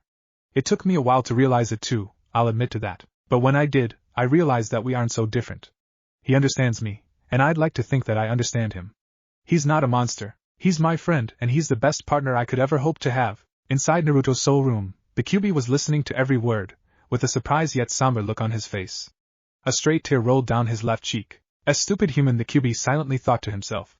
Before Naruto could continue with his rage speech, Tatsu had pulled the young boy into an embrace. Once again, all of the pent-up emotions that once swelled in Naruto dissipated, and was replaced by utter surprise. My dear boy, I never said I thought you were a monster. You're different, that's for certain, but different has never been a bad thing. The way I see it, you aren't odd, just limited edition. You've been like a son to me, Kurama-kun. I don't care who you really are, or what happened to you in your past. All I care about is that you take care of yourself, and of my daughter. I love the both of you with all my heart, you see. Tatsu had said so with a smile that seemed to melt Naruto's heart. Thank you, Tatsujiji. When Tatsu released the boy, he patted him on the shoulder and smiled to him. Now, if I'm not mistaken, I believe Nanami is picking herbs by the lake. You should go see her. Hi, Tatsujiji. With that, Naruto turned on his heels and prepared to jump off the roof. Before he could do so, though, Tatsu managed to yell one last thing. Be sure to use protector. Who am I kidding? I'm not getting any younger, and I want to at least see my grandchildren before I die. Go all out, Naruto-kun, but be gentle with her. After having heard that, Naruto's nose once again turned into a faucet of blood and his knees gave out, causing him to fall to the ground instead of jumping to the nearest roof. Of course, the sound was drowned out by the drunken old man's cackling. When he had recovered, he sprinted towards the lake. It only took him a couple of seconds to get there, and when he did, he saw something that would have easily defeated any ninja, particularly a certain perverted Sannin. Nanami's clothes were on the ground beside the lake while she was completely naked, bathing in the moonlight. At once, Naruto's mind went blank. The only thing he could think of was the word nude passing by non-stop in his head, floating around in the spaces of his imagination. Nanami immediately noticed his presence, and sunk her body down into the water, revealing only her face, which was beet red. Kurama-chan. Why didn't you tell me you were there? How long have you been standing there? Long enough. Naruto said with a blush of his own. He closed his eyes and sat on the edge of the lake, dipping his feet into the pleasantly warm water. Even at the edges, the lake was still chest-deep, so it was quite the surprise for Naruto when he suddenly felt Nanami's hands on his. Kurama, and Naruto-chan, thank you for saving me today. It was my pleasure, Nanami-chan. Naruto said while grinning, eyes still closed. Ano, I made something for you. Nanami then proceeded to pull out a necklace from her pile of clothes, and place it in Naruto's hands. Naruto then began to fiddle with it to find out what it was. Open your eyes, Naruto-chan, you won't be able to see it if you don't. Nanami's face was furiously red as she said this, but nonetheless she was smiling. She felt completely open and safe around Naruto. When the boy did as he was asked, he saw that the pendant of the necklace was wooden head of a fox. The boy was silenced. It took a while to make. I'm not quite skilled at carving wood, I had to ask help from the villagers. She took a quick glance at her hands, which were ridden with small cuts. Nanami-chan, it's before the boy could even finish his sentence. Nanami pulled him into the water, and into an embrace. Naruto wrapped his hands around her as well, not wanting to let go. They stayed that way for a couple of minutes, until Naruto grabbed onto her waist and gently pushed her away. Nanami frowned a tad bit, obviously disappointed that their little moment was cut short, and obviously not expecting what had happened next. Without another word, Naruto's lips crashed against hers. Nanami returned the gesture with just as much, if not more, passion. Without the blonde boy's notice, Kyuubi pumped some of his chakra into Naruto's coils, causing him to ignite in orange and golden flames. The chakra then began to envelop not only Naruto but Nanami as well, until both of their bodies were wrapped in the golden aura of the Kyuubi's chakra. The sight itself was tantalizingly beautiful, a golden flame burning fervently in a cool, blue lake bathed by the milky moonlight. In his cage, the Kyuubi let out a frazzled snarl, followed by a smile. Good for you, Kit. After a few more passionate moments, they finally separated, gasping for air as they did so, and Naruto-kun Nanami muttered as she took in what was going on around them. I think you're burning us, she said with a sheepish smile. Oh, this? It's just the Kyuubi's chakra, it won't burn us. But while I knew it wouldn't hurt me, I don't know why it's welcoming you. Nanami only giggled at this. She smiled slightly and planted a soft kiss on Naruto's lips once more. Maybe Kyuubi likes me? She then leaned her head against Naruto's chest to listen to his heartbeat. She whispered in the softest of voices, Thank you, Kyu-chan. Kyuubi opened one of his eyes after hearing what the girl said. It wasn't just a thank you for this moment. No, it was more than that. It was a thank you for all those times when he helped Naruto accomplish his goals. A thank you for all the times he healed the boy back from certain death. A thank you for convincing the blonde to leave Konoha, and a thank you for convincing him to attack those bandits on that fateful day, when Naruto and Nanami met. It was a thank you that 1,000 words couldn't even begin to explain. The Kyuubi answered in a downcast voice. It was the least I could do. Just then though, Nanami's eyes shot open and her body stiffened. She jolted upright and looked Naruto dead in the eyes. Naruto, not knowing what was going on, started to panic, thinking it was the slight evolution occurring within his pants that disturbed her. What's the matter, Nanami-chan? I heard him. Naruto's eyes almost bulged out of his head, and so did Kyuubi's. Nanami only touched Naruto's chest once more, and closed her eyes. Impossible! She's bullshitting you, Kit! Nanami immediately backed away, shocked by the words that the Kyuubi had chosen. She let out an adorable little gasp, and yelled in a chastising manner with her finger pointing at Naruto's chest. Bad Kyu-chan! Just as she said it, the killing intent around her spiked so much so that it caused even the almighty Kyuubi no Kitsune to shrink into himself and whimper a little. Meanwhile, Naruto just stared at Nanami in shock and amazement, not just because she could clearly hear the Kyuubi as if she were a missing part of Naruto, but also because she had managed to tame the Kyuubi, the fox who was considered the strongest being in the shinobi world, in just a matter of seconds. Amazing. And Naruto-chan, when you were holding me I saw things. I don't know why or how, but I saw things about you. I saw your entire life flash before my eyes. It must have been so horrible. The heartache, the loneliness, the pain, the betrayal. I can't believe what they did to you. It might be presumptuous of me, but I think I understand Naruto-chan a little better now. Her gaze dropped down, only to see for herself how Naruto was reacting to her naked body coming into contact with him, although she didn't comment on it. Naruto, on the other hand, now wore a sad and weak smile on his face. He was about to speak, when Nanami's head suddenly shot up to look him dead in the eye. Never before had he seen such conviction and determination. He wanted to laugh, and comment on how adorable her pout was, but he could tell she was completely serious. That's why I want to be with Naruto-chan forever, so I can make him and Kyu-chan happy. That way, the boy and the fox I care about will never have to feel lonely again. When Naruto heard this, shock overtook both his expression and his body. Never before had such sweet words been said to him, and he was sure that the Kyuubi felt the same. He smiled at her, and patted her head. Inside Naruto's souled room, the Kyuubi had heard everything. His eyes shot open and he immediately awoke from his slumber. A straight tear ran down his face, before he let out an angry snarl, and buried his face in his paws. D-damn humans! All stupid and whatnot. Nanami felt his hands pat her head. In turn, she just smiled at him sheepishly, and proceeded to bring her lips to his once more. When they separated, Nanami looked at Naruto quizzically. Naruto-chan, are you sure you aren't burning us? Yeah, but then Naruto smelled it. The smell of burning wood, with a tinge of burning. What was it? Naruto's eyes grew wide with shock. It was the smell of burning flesh. Naruto looked to the south, to the direction of the village, and saw the sky was vermilion. Nanami-chan! Get dressed. Why Naruto-chan? The village, it's under attack. Back in the village, it was utter chaos. The fire had spread everywhere, and old man Tatsu was trying his best to save every villager he could. When it seemed as if everyone was safe, he told them to head to the farmlands, where they would be safe from the fires. Everyone, every man and woman, adult and child, prayed to Kami that he was right. Tatsu, on the other hand, ran all the way back to his home, which was already ablaze. He jumped right through the flames and into the house, hoping to retrieve the single, most important thing in the world to him, a picture of Nanami and her mother. He rummaged through every piece of debris, even through the ones that were already ablaze, effectively burning his hands. When he finally got a hold of it, he kissed it softly and made his way to the exit of the burning house. When he was but a couple of steps away though, he heard cracking directly above him.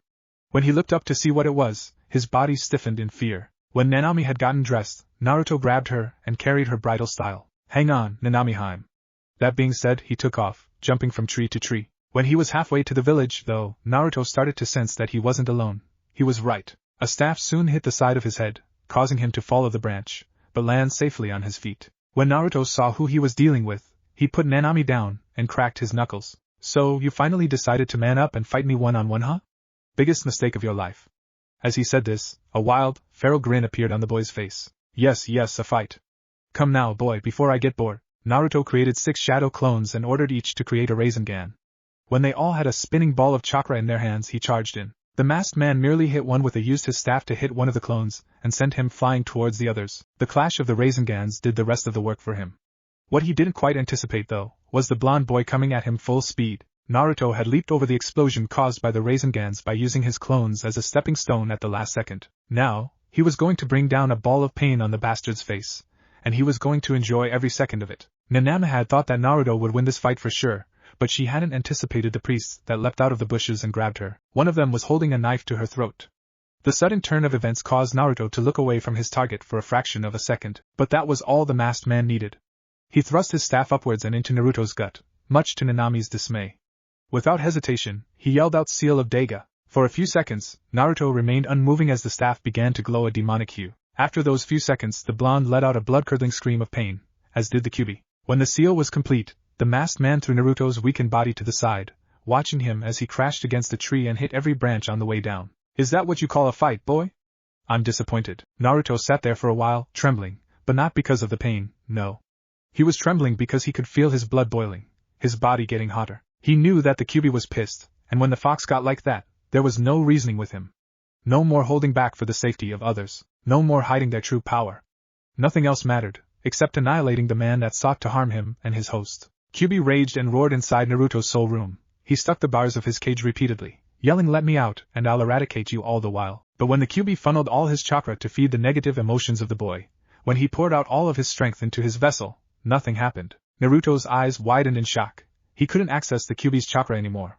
Did he reinforce the seal? That was impossible, since only the Yondaime knew how the seal worked. How? Surprised, I see. Yes, that seal, it's quite the peculiar thing, is it not? I'm not foolish enough to tell you exactly how the seal works, but I will give you a clue, boy. It will slowly block off your chakra as a certain thing increases. Now I'll be taking the girl, seeing as we need her for our little gathering. If I'm not mistaken, don't you have a village to save, child? Don't worry though, you are invited to our gathering. In fact, I would love it if you came. I'll be waiting for you by the lake. Oh, and the man turned his back to Naruto and proceeded to walk away. Do try to make it before midnight. Naruto held out his hand in an attempt to reach for Nanami who, as she was being dragged away, kept screaming for Naruto to save the village, and that she would be waiting for him.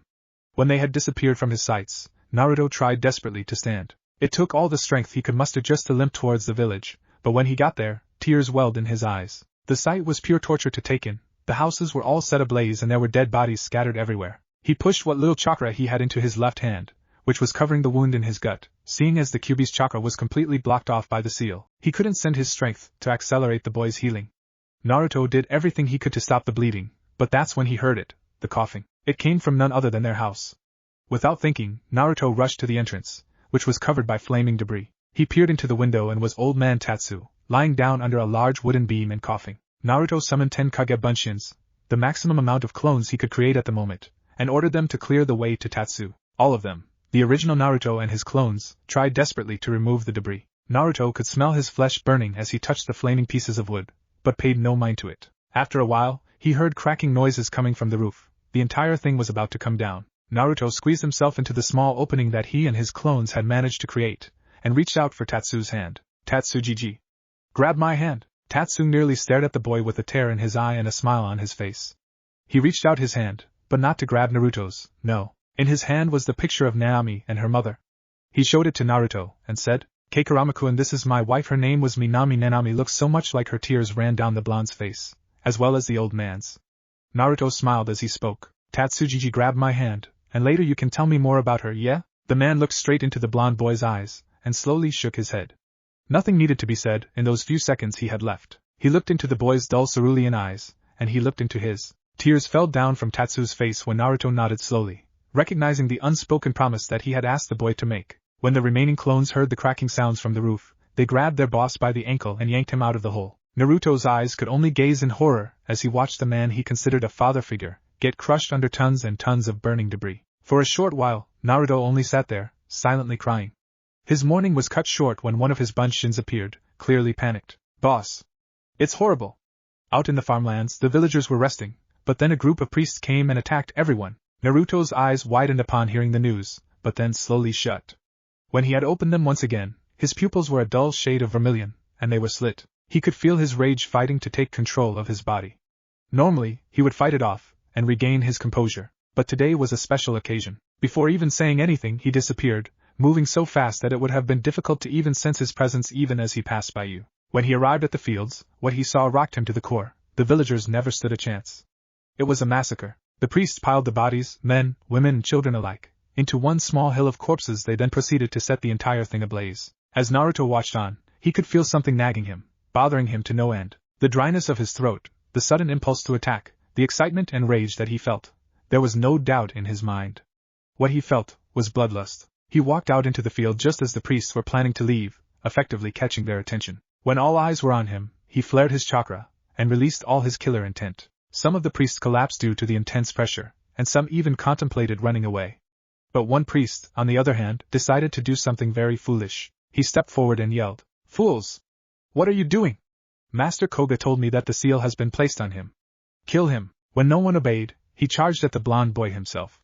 Naruto only smiled. Biggest mistake of your short, pathetic life. He threw a roundhouse kick at the boy's head, only to watch as Naruto ducked under it, and grabbed his other leg by the ankle. With all his strength, Naruto yanked the man's leg from under him, and threw him into the flaming hill of corpses. The smell of burning flesh filled the air. The burning man let out blood-curdling screams, as the other priests cringed at the sight.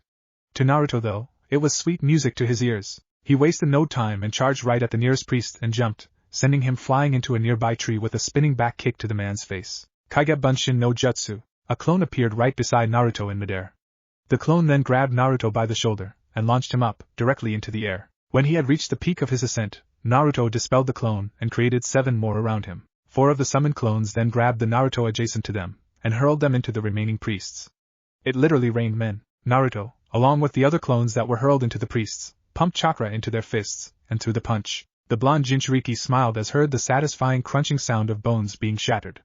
When the dust had settled, Naruto stood there, blood dripping down his fist. He slowly made his way to the man he had knocked into a tree, grabbed him by the neck, and squeezed. Why did they take her? Please. Don't kill me. I was only following orders. Why did they take her? And Master Koga told us that we needed someone who had a special ability, as someone who could imitate and reflect any and all chakra, someone who could mold themselves into a person yet at the same time, remain a completely separate entity.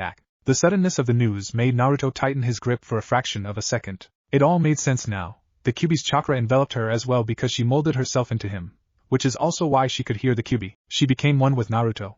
His pain was her pain, his happiness hers. A number of questions popped up in Naruto's head. Was it a Kekai Genkai? A Kenjutsu? Or perhaps something was sealed inside her as well? He put these thoughts away for the moment. All that mattered right now was to save her. He loosened his grip on the man's throat. Listen to me. Run away, as far away as you can and as fast as you can.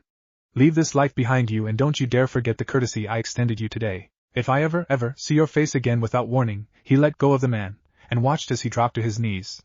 I will rip you to shreds. After hearing the blonde demon's words, the priest scuttled away as fast as he could. Naruto watched as the man turned into a dot in his sights, then allowed his gaze to wander. He looked all around him and saw nothing but death and destruction. The small pile of corpses, the burning barn, even the blood-red hue of the sky, in a way, reminded him of death. He couldn't stop any of it. He wasn't fast enough. If only, he kept thinking to himself. If only he had gotten there sooner. If only he ignored the pain in his gut and ran like hell. If only. Maybe the village would still be safe. Maybe nobody would have died that night. Maybe Nanami would still have a father to come home to. He looked up at the sky, and spoke. Tatsujiji, I promised. Chapter 5, Our First Goodbye. By the looks of it, it was almost midnight. Naruto stood there, by the lake where he once held Nanami in a tight embrace. A small cave on the far eastern side of the lake had caught his eye, and he deduced that he would find them there, waiting for him. His thoughts raced back to his memories of Nanami, but before he could revisit them, a familiar voice rang in the still air. So you decided to come after all, boy? Yes, follow me then. It was him. The masked man stood a few feet away from Naruto. The Jinchuriki felt his blood boil. Oh, how he wanted to kill the man right here, right now. He shut his eyes, and slowly but surely, he felt waves of chakra surging inside him. The seal must be weakening. That bastard, I'll rip him to shreds. When he had reopened his eyes, they were no longer the bright shade of cerulean blue that he was so familiar with. They had turned into a darker, more sinister color, a shade of crimson, with the pupils slit. Chakra started to pour out of him, and before he knew it, he was engulfed by the three-tailed cloak. He was gone in a flash, but soon reappeared behind the masked man, only to land a devastating blow on his praise growled in satisfaction as the man's head, or what was left of it, now lay mangled on the ground before him, that is, until he heard the voice once more. My, someone has quite the temper. A loud laughing noise now echoed in Naruto's ears. It sounded as if it had come from inside the cave, from right under him. He took a closer look at who he had just killed, and noticed that this wasn't the man he was after. This was just another unlucky priest wearing a black mask who was foolish enough to think that he could take on Naruto. The rage inside Naruto doubled and bubbled as he felt something else slipping away. What that something was, he couldn't put his finger on it. Perhaps it was his humanity, but then again, perhaps not. Without second-guessing his actions or thinking about the consequences, Naruto pumped chakra into his palms to create a medium-sized sphere of spinning chakra. He then slammed it down on the ground below him, causing the ball to grind against earth. The sheer impact of the attack caused the ground beneath him to cave in. Naruto landed in the middle of what looked like a chapel, leaving a small hole in the ceiling, just large enough for the moonlight to shine in. He looked around to see that he was surrounded by hundreds of priests who looked as if they were just about ready to piss themselves. The chapel was lit by a few candles around the corners of the room, but the main source of illumination had now come from the hole that Naruto created with his entrance. His eyes traveled the room, only to get caught by the most horrific sight he had yet to see.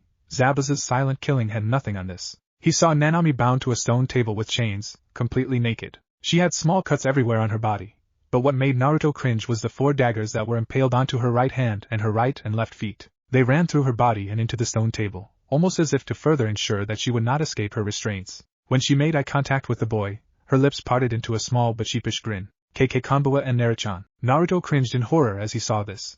Tears began forming around the corners of his eye when, out of nowhere, he was decked at the side of the head. He rolled on the ground until his momentum deemed it right for him to stop. Naruto tried desperately to get back up, but his world was spinning. The priest had hit him harder than he thought. When he regained his bearings, he managed to get up on one knee and see for himself who was behind all this. The masked man appeared from the shadows behind the table, knife in hand. "Oh, Naruchan," he had said so in a mocking tone. "So good of you to join us.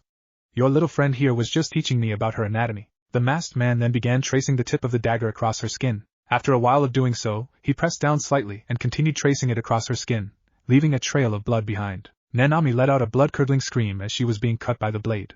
She could feel every inch of her flesh tearing as the blade made its way all over her body. Naruto got a good view of this, seeing as the moonlight shined directly on the stone table. He clenched his fists together, and felt a massive surge of chakra running through him. After a few seconds he started to hear the Kyuubi's voice again. "Kit! Good, you can hear me. Listen up and listen good, it's about the seal. I know. It's wearing off, now lend me some of your chakra so I can finish this." His voice had turned into a feral snarling by the near end of the sentence. "Kit, you don't understand. The seal is much more complicated than that.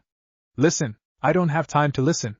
Every second I spend in here discussing this with you is a second that Nanami suffers. I'm not going to debate with you about this Kyuubi, so just give me your chakra already." Without awaiting the permission of Kyuubi, Naruto pulled out enough chakra to initiate the 5-tailed cloak. The merging of the chakra was done hastily, so it still managed to damage the body of Naruto, causing his skin to peel off in certain places. Kurama cringed at the horrific transformation Naruto was undergoing.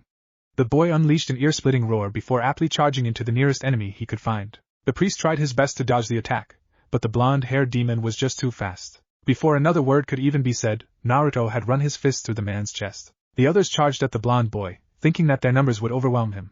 They could not have been more wrong. In one swift sweep of a tail, Naruto had beheaded the 5 priests that had lunged at him. He pulled his hand out of the now lifeless body before him and pumped an insane amount of chakra into his palm. When the vermilion Rasengan finally took shape, Naruto heard a sharp cry of pain that immediately snapped him out of his frenzy, and caused the ball of raw power to come undone. When he had turned to look, his entire body stiffened. The masked man had plunged yet another steel dagger into Nanami, this time into her right thigh. Just as Naruto saw this, he immediately felt all his strength dissipate, as if it had been sapped out of him by some unknown force. He dropped to one knee, never taking his eyes off the girl he had sworn to protect. Nanami lay there screaming her lungs out.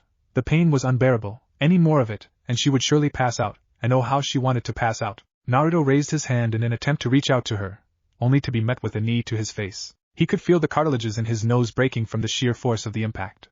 Blood rushed down his face and up his throat as he struggled to regain his bearings. When he finally managed to get back on his feet, he took one more glance toward Nanami, who lay there, staring at him. A small smile appeared on her face. "I am fine, and Naruto-chan," she had managed to say before coughing a good amount of blood. "And Nanami-chan." Without another word he ran towards her, not caring about the fact that blood was rushing up his throat, that he could barely breathe, that he was basically drowning in his own blood. When he had managed to get within 3 feet of her, a priest grabbed hold of him while another approached him at full speed, and that's when he felt it. He felt the paralyzing sensation of cold steel pressing into his body, ripping through skin and flesh and running through his internal organs. He looked down only to see blood gushing out of his sides, while his stabber only chuckled at the boy's shock. The priest twisted the knife, eliciting a satisfying yelp of pain from the boy, and ripped the blade out of the boy's body. Nanami's face paled even more at the sight she beheld. The boy she loved was going through so much suffering because of her, and she could do nothing but watch. Naruto fell to his knees, only to receive a kick to the side of his head. Tears fell down Nanami's face as she watched the boy get stomped on repeatedly. Her lips parted. And Naruto-chan. She screamed his name at the top of her lungs, effectively catching the boy's attention, as well as the masked man's. "TSK. Such a loud, shrewd voice. Allow me to rid you of that." He let out a soft chuckle before grabbing another dagger. Naruto raised his head, just enough to get a glimpse of Nanami. He watched helplessly as the masked man pointed the dagger at her throat. Nanami's eyes were wide in fear and shock. "And no. Please, Danherg." The dagger came down.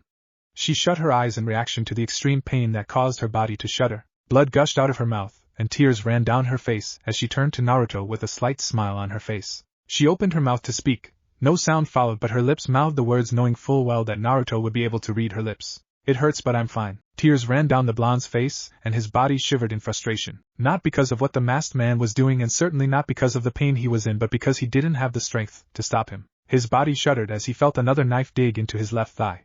The masked man sighed to himself, obviously disappointed. "Such a shame. I honestly thought you would have solved the riddle by now, boy. Well, I shall put you out of your misery, and tell you exactly why you can't use your power." The boy only looked up at him with rage in his eyes. "Fear," he said with a maniacal smile under his mask.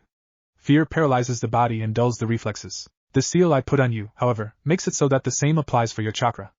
As long as you're afraid." He paused, watching the boy for any reaction. When received none, he picked up one of the few daggers beside him.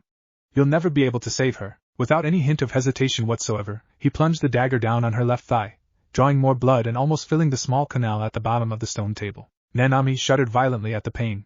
Her eyes shut tight and her mouth opened to let out a silent scream. Not a second later, though, did she manage to steel herself, her face slowly changing from that of a tortured expression into a calm one. She couldn't show how much it hurt, not in front of Naruto. The pain she felt, no matter how excruciating, was nothing compared to the pain of watching him suffer. She turned her head once more to stare lovingly at the blonde, hoping to fool him with the play she put on. She didn't even need to mouth a single word. One smile was enough. She reached out for the boy, and in turn, Naruto reached out his hand while crawling his way to her. When the priests detected movement from him, they quickly continued their beating, stomping on every wound, making sure to break every single bone in his body and to squeeze every ounce of blood from his veins. They only stopped their barbaric display of brutality when the masked man raised his hand. "Let him crawl. I want to see the pathetic little worm squirm his way to his princess." The priests reluctantly backed away, not knowing why they hadn't been ordered to finish the boy off. Of course, none of them had the heart to question their faith in their master. Their plan was coming into fruition, and they were confident that this little brat couldn't do anything to stop it now, not that he could do anything in the first place. Naruto crawled on his belly with one arm, confident that several ligaments in his knee were torn and that his arm was not only dislocated but also broken. When she was barely within an arm's reach, he stretched out his hand, as she did the same. A smile crossed her features as their fingertips made contact, barely brushing against the other's skin, but contact nonetheless. The blonde boy allowed a small sad smile to don his expression as well. Her lips parted once again. "Close your eyes." Naruto did as the girl asked, and shut his eyes, and for the slightest of moments, he felt her fingers twitch in his hands as his vision started to darken. Suddenly he was swarmed by all sorts of images flying around him, and was disoriented by an intense light. Naruto managed to regain his bearing only to find himself staring at the face of Nanami. He could hear the sound birds chirping in the background as he watched the girl run her fingers through her hair in a panicking fashion. When he heard the sound of a door closing, though, the girl immediately jumped up in surprise, grabbed a piece of cloth, and wiped it over something in front of her. What he saw was a reflection of her. As she rushed down 2 flights of stairs, Naruto felt his heartbeat getting faster and faster as he continued to see everything through her perspective. When she was about to reach the bottom of the steps, though, she tripped on her own feet. Naruto felt a slight sting on his right cheek as her face made contact with the floor. When she managed to get up, he heard the somewhat familiar exchange of words. Father? Is it true? Is there a hero in town? Nanami? Well, yes. I mean, he's right here. Her gaze whipped around the room wildly for a few seconds, but then she caught sight of a shock of blonde hair. It took a while for Naruto to recognize the midget he was staring at, but when he realized it was none other than him, he cursed inwardly for calling himself a midget and started to wonder what he was feeling at the moment. His face started to heat up, his heart seemed to skip a beat, only to resume at twice, no, thrice the pace it was going before. His knees quivered underneath him, and he felt the nagging urge to fiddle with his fingers as he tries not to fall back and faint. The masked man stared at the lifeless form of the boy for a couple of seconds before averting his gaze back to his sacrifice. The look on her face clearly showed that she was indeed knocking on death's door. His fingers instantly went to her neck, feeling for the slight and fading pulse. When he had found it, he let out a small sigh of relief before grabbing 2 daggers, one in each hand, and smiling wryly beneath his mask. It would seem that we have to hurry along with this little ritual of ours. Our little princess is fading. That being said, he raised 2 daggers high above his head, and plunged it down her right thigh and her uterus. Blood splattered everywhere as Nanami's back arched slightly, signaling the immense pain she was in. The priests had begun chanting their hymns. Naruto felt a crippling pain shoot through his entire body. His hands balled up tightly as his fingernails dug into his palm. When the pain had alleviated, he could still feel a sharp pain in his gut and in his right leg, but disregarded it for the meantime. Naruto looked back into the vision he had been watching earlier, only to find it cracked and now falling apart. When all the pieces had come undone, it was replaced by another memory that he was familiar with, a starry night down by the lakeside, fishing poles in hand. Naruto noticed, though, that there was something a little off about this memory. It was not as vivid as the one he had seen before. Everything seemed a bit dim, and his eyes couldn't help but linger on that tiny crack he could see at the corner of his eye. He was snapped out of his thoughts when he heard his own voice explaining in great detail what had happened to him in the past. As he heard everything, Naruto felt strange emotions welling up from inside him. He felt worry, fear, hate, sympathy, and love, all at the same time. It felt as if he was a completely different person, hearing this tragic story of a boy who had nothing but fought like he had everything, for the first time. His eyes were soon overcome by a burning sensation that Naruto was all too familiar with from his days as an orphan living in the streets of Konoha. Before he knew it, tears were now streaming down his face as his heart rate changed from normal to frantic. His hands began to quiver as he watched, with bittersweet nostalgia, the exchange that followed. Aren't you afraid of me? Aren't you afraid of what I am? I'm a failure and a demon. Naruto, I don't care about who or what you were before. What matters to me is who you are now. You're the nicest person I know, and Naruto turned around to return her embrace, but was taken aback by her words that soon followed. I love you, Naruto. Tears were welling in the young boy's eyes. Never before had he heard such tender words, especially not from someone of the opposite sex. A smile flashed across the boy's face. I love you too, Nanami-chan. After a few more moments of silent embracing, Nanami broke away and looked straight into Naruto's eyes. Listen to me, Naruto-chan. As long as I'm here, I won't ever let anybody treat you that way ever again. I promise. Thank you, Nanami-chan. And I promise that as long as I'm here, I won't ever let anyone hurt you, believe it? The last sentence ringed inside Naruto's head for a moment longer than it should have, causing the boy to bite his lower lip in an attempt to fight the pain and guilt that threatened to wash over his entire countenance. The masked man began to chant silent prayers as the tips of his fingers soon began to glow red. The hymns that could be heard had gradually become louder, and louder, and louder, until they were no longer being chanted, but rather shouted. The masked man's head shot up as if he were possessed by something. I awaken you. A few seconds passed, and suddenly, all the priests looked as if they were being possessed. Some had even dropped to the floor and started convulsing violently. I awaken you. The masked man repeated the sentence in silent whispers, his voice gaining a bit of a psychotic edge to it after every whisper. I awaken you.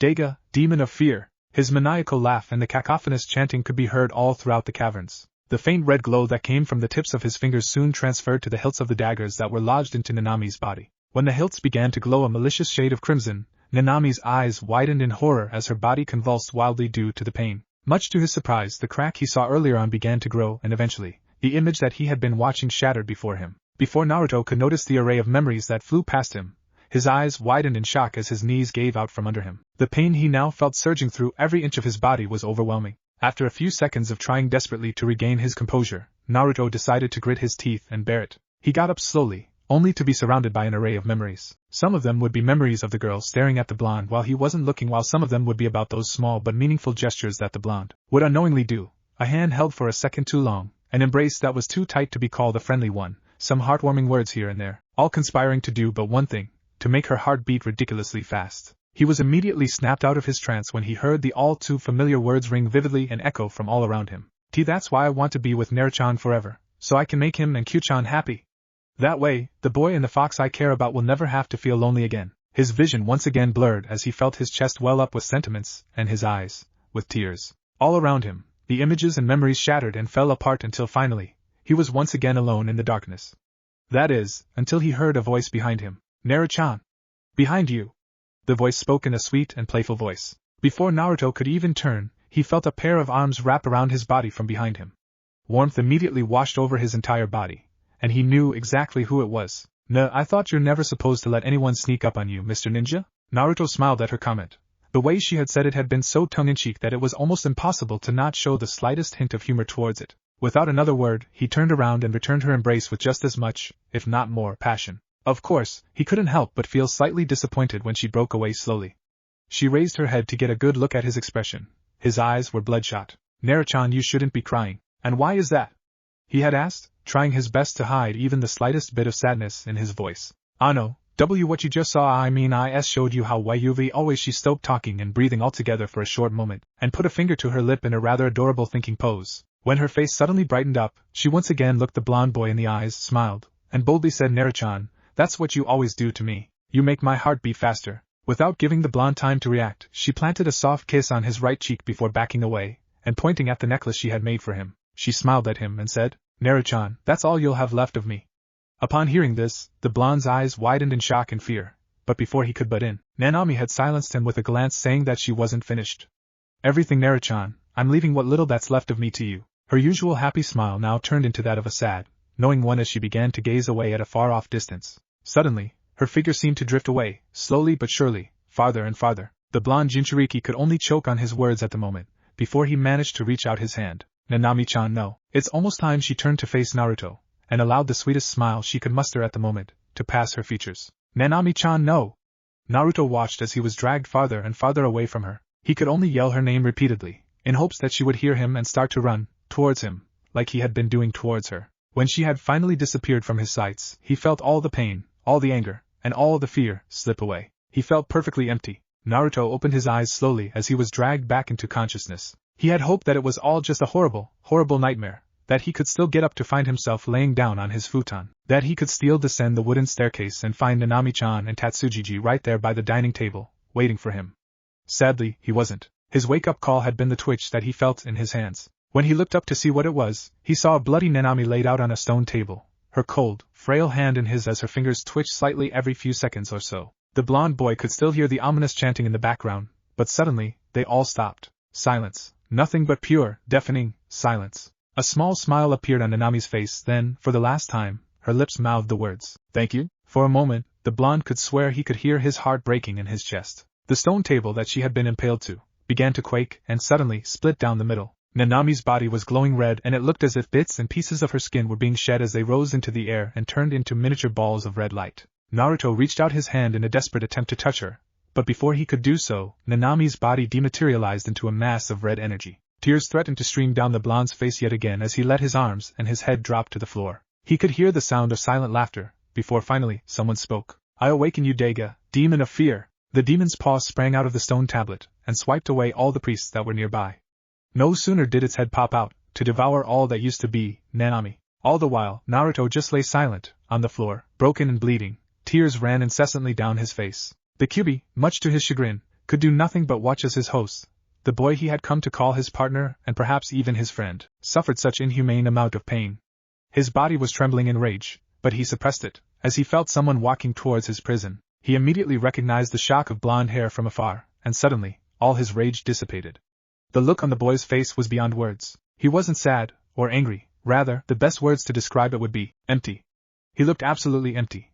A shell of the annoying blonde ball of sunshine that he used to be. When he reached Kyuubi's cage, he sat down and hugged his knees, digging his face into them. There was a moment of silence, before one of them spoke. "Kit, is there something wrong with me, Karakuen?" "What do you mean? It seems like everywhere I go, no matter who I'm with, I keep hurting people. I keep breaking my promises." Kyuubi cringed at the blonde's words. It's been so long since he's heard such a dejected tone from the boy. The only other time he spoke in that manner was when he first wanted to give in to his sadness after being beat up by some older Konoha chunin. "I lost her, Karakuen, but why am I like this? I'm supposed to feel sad, angry, lost, even hopeless." So, he stopped mid-sentence to look Kyuubi straight in the eye. Why can't I feel anything? I want to so much. I want to miss her, I want to cry for her, I want to feel the rage flowing through my veins, but I can't feel anything. Kyuubi no Yoko was known to man as the most ferocious entity the modern-day shinobi world has ever seen. It was said to be able to level mountains and create tsunamis with one fell swoop of its might tail. But sitting here, right now, watching the boy that he had come to care for during the past year that they spent training and bonding together, he felt so helpless. He maneuvered one of his tails to slip through the bars of his cage, and wrapped it around the boy in a comforting manner. Yes, he was a demon, and yes, he still hated most humans.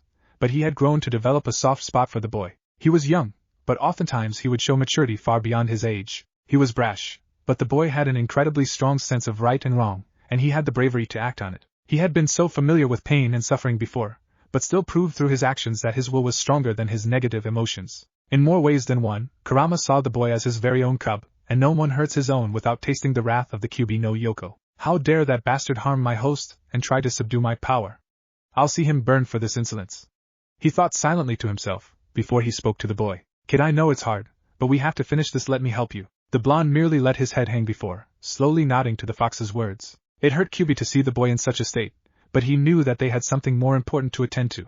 They couldn't just let these fools live, and they couldn't allow this Daiga demon wannabe to walk away from all this either. Out in the real world, the priests were too busy worshipping the beast they had just summoned. Right in front of the masked man stood a large, black wolf with a tail of pure malevolence and yin chakra whipping around wildly. Its fangs were bared as its one vertical eye stared at the motionless blonde boy right in front of it. Daiga, master of fear.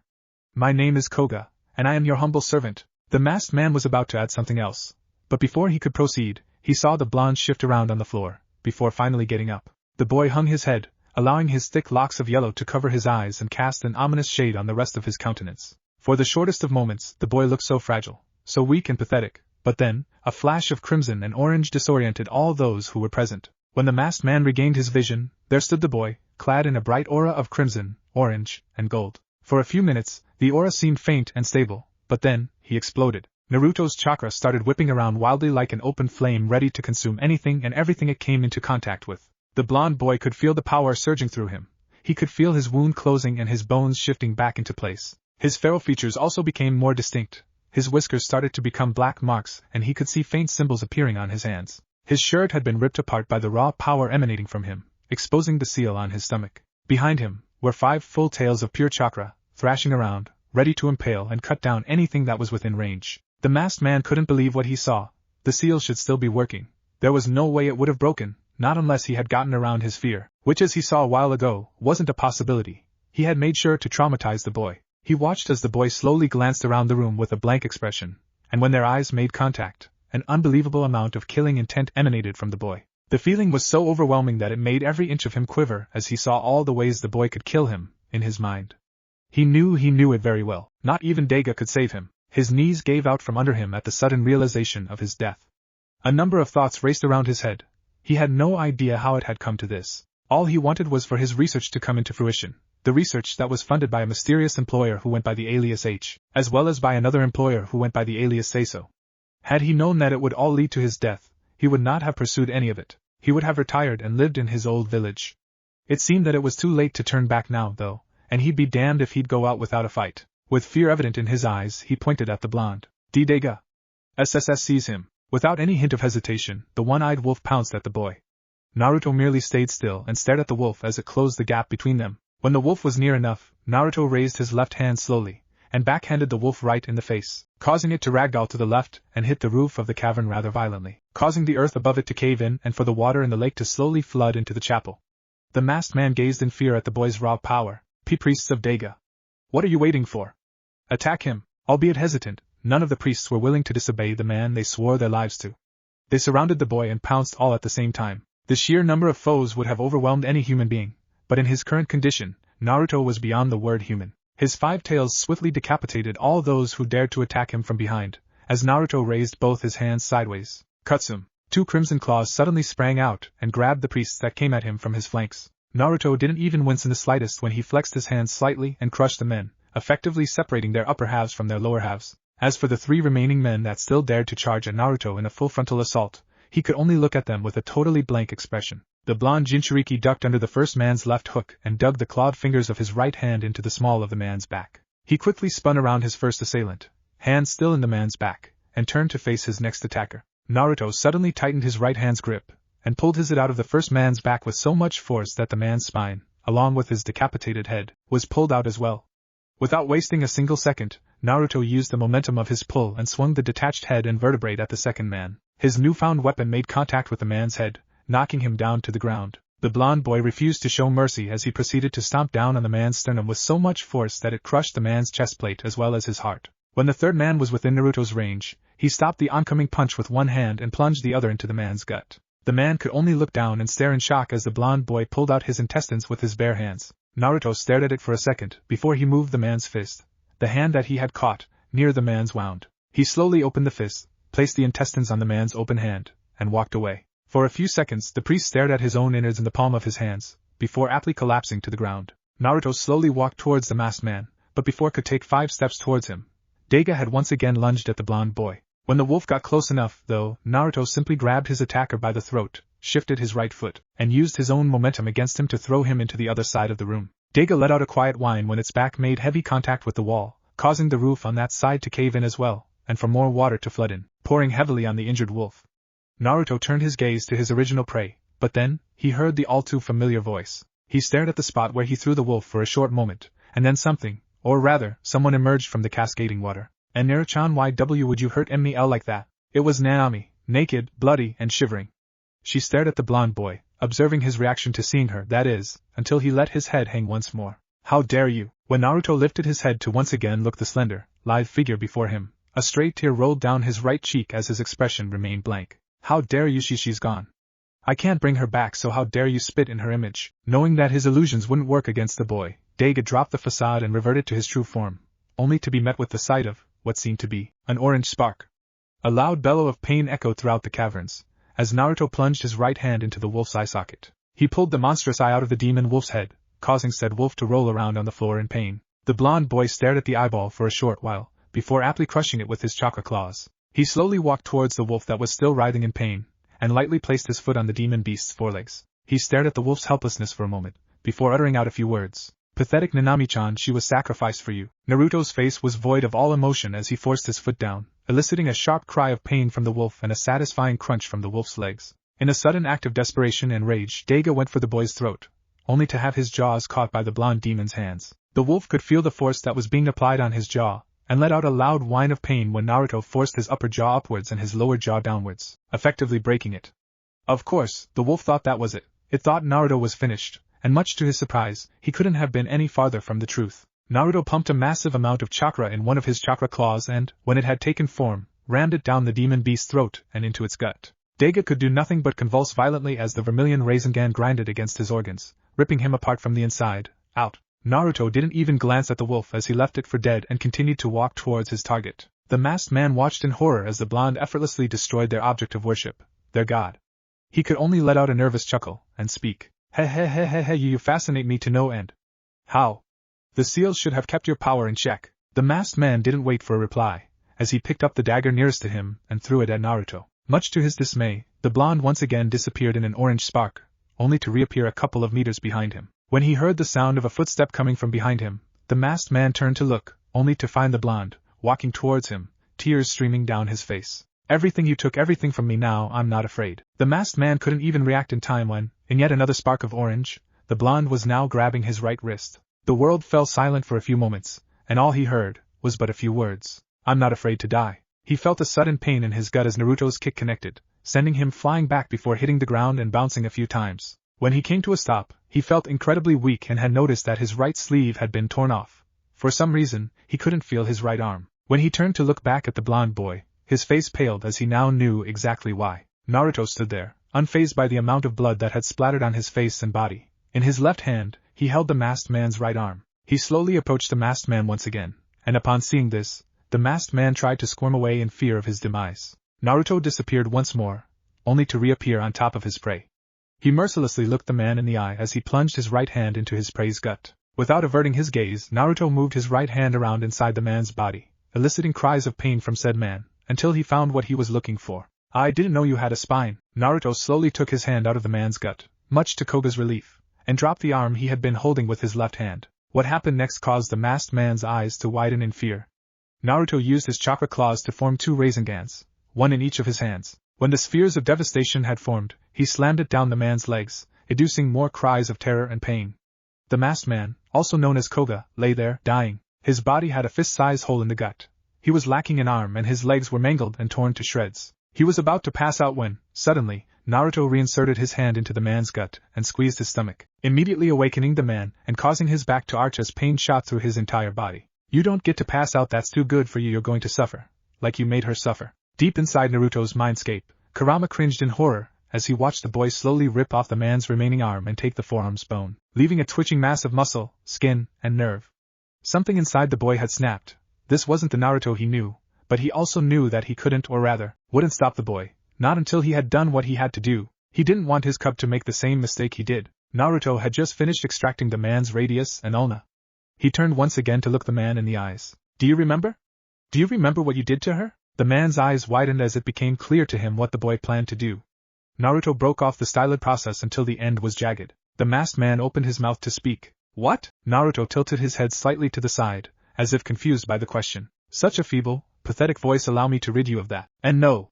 PPP please, Danherg. Naruto plunged the bone deep into the man's throat, stood up, and walked away. He thought that killing the man would fix things, that doing so would bring him satisfaction. So why was it that he still felt so empty? It had begun to rain, hard. Naruto looked up to the sky as the raindrops masked the tears that were falling down his face. Naruto awakened only to find himself in his mindscape, with Kyubi worriedly looking at him from behind the bars of his cell. He slowly walked up to the fox, smiled sadly, and said, Karakuen, I don't want this anymore. I don't think I want this life anymore. You're free to go. The boy reached up to remove the seal. In his own mind, Kyubi thought to himself, this was it, he would finally be free. He could finally bring vengeance down on those who treated him and the boy as monsters. Finally, he thought, finally. Kyubi smiled. But it wasn't a smile of eagerness. It wasn't a smile of happiness. It was a sad, sincere, knowing smile. He let one of his tails slip between the bars and once again wrap around the boy. Just as he was about to touch the seal, he pulled the boy away from the seal and looked him straight in the eye. Naruto was the first to speak. Karakuen, you don't understand me after all. You're wrong, Kit. Right now, I understand you better than you understand yourself. This isn't you. This is the farthest thing from you. No, you don't understand. I lost her, Karakuen, I lost everyone else, too. Naruto let his head hang in an attempt to hide the tears that were coming. I don't think I want to live in a world without her. There was a silence between the two as Kurama carefully picked his words. When he knew what to say and how to say it, he spoke. You still have her. Naruto's head shot up as he heard Kyubi's words. She's still with you, Kit. With us. Right there. The tip of Kyubi's tail pointed towards the necklace around the boy's neck. She wanted you to be happy, Kit. That was her dream. What do you want me to do, Karakuen? His expressionless mask now broke as he spoke with the slightest bit of ire in his voice. Live. It's the only thing you can do. Live, to accomplish your dreams and her dreams. It's what she would have wanted, Kit, and you know it too. It'll hurt at first. Kyubi's voice threatened to betray him as it broke a little bit. Naruto, of course, noticed it as well, but decided not to comment, as he was seeing a whole new side of his partner. He had a far-off look on his face, as if he were recalling a painful old memory. The first few months will feel like hell, but then, you learn to live with it. Kit, this kind of wound, it's not something even my regenerating ability can heal. This wound will take time, but I know you love her, and she loved you too, trust me, you'll heal. Naruto was rendered speechless by everything he had just heard, until, he smiled sadly. He was disappointed in himself. Disappointed that it had been so easy for him to give up, which was something the old him would never have done. Thank you, Karakuen, you're right. He gripped the fox head pendant of his necklace, and smiled. You know people are really wrong about you, Karakuen. You may act tough all the time, but you're the nicest person I know, and I hope someday, I can make it up to you by getting rid of all that hate inside you. Kyubi merely smiled at his partner's declaration and put him back down. The blonde boy's words had always managed to frazzle him to no end, but this latest declaration seemed to pluck his heartstrings and remind him of a certain red-haired woman that he once loved. He let out a slight sigh as he watched his host, his partner, his friend, and his cub walk away. Somehow, the boy seemed to be more of a man now. When Naruto returned to the real world, the water was already neck-high, and was still flooding in from the lake. He hurriedly swam to the hole he had made earlier and, using his chakra, propelled himself out of the bloody chapel. He threw one last glance at the underground chapel, before aptly walking away. When dawn came, Naruto had just finished burying the bodies and ashes of the villagers. He stopped to say a prayer to old man Tatsu and Nanami's grave, before collapsing to the ground. The last thing he saw before he passed out was the dark gray clouds pouring their contents over the land. That morning, it seemed the sky too was crying for Nagara Namida, the village of the flowing tears. In the thick forest, a figure had been watching the entire thing, from the ritual, to the massacre, and finally, until the boy he had been watching passed out on the ground. He slowly approached the unconscious Jinchuriki, and smiled softly underneath the collar of his black cloak, a cloak that had red clouds printed on it. When the raven-haired man stood beside the boy's sleeping form, he bent down, slipped a ring on the boy's finger, and picked him up.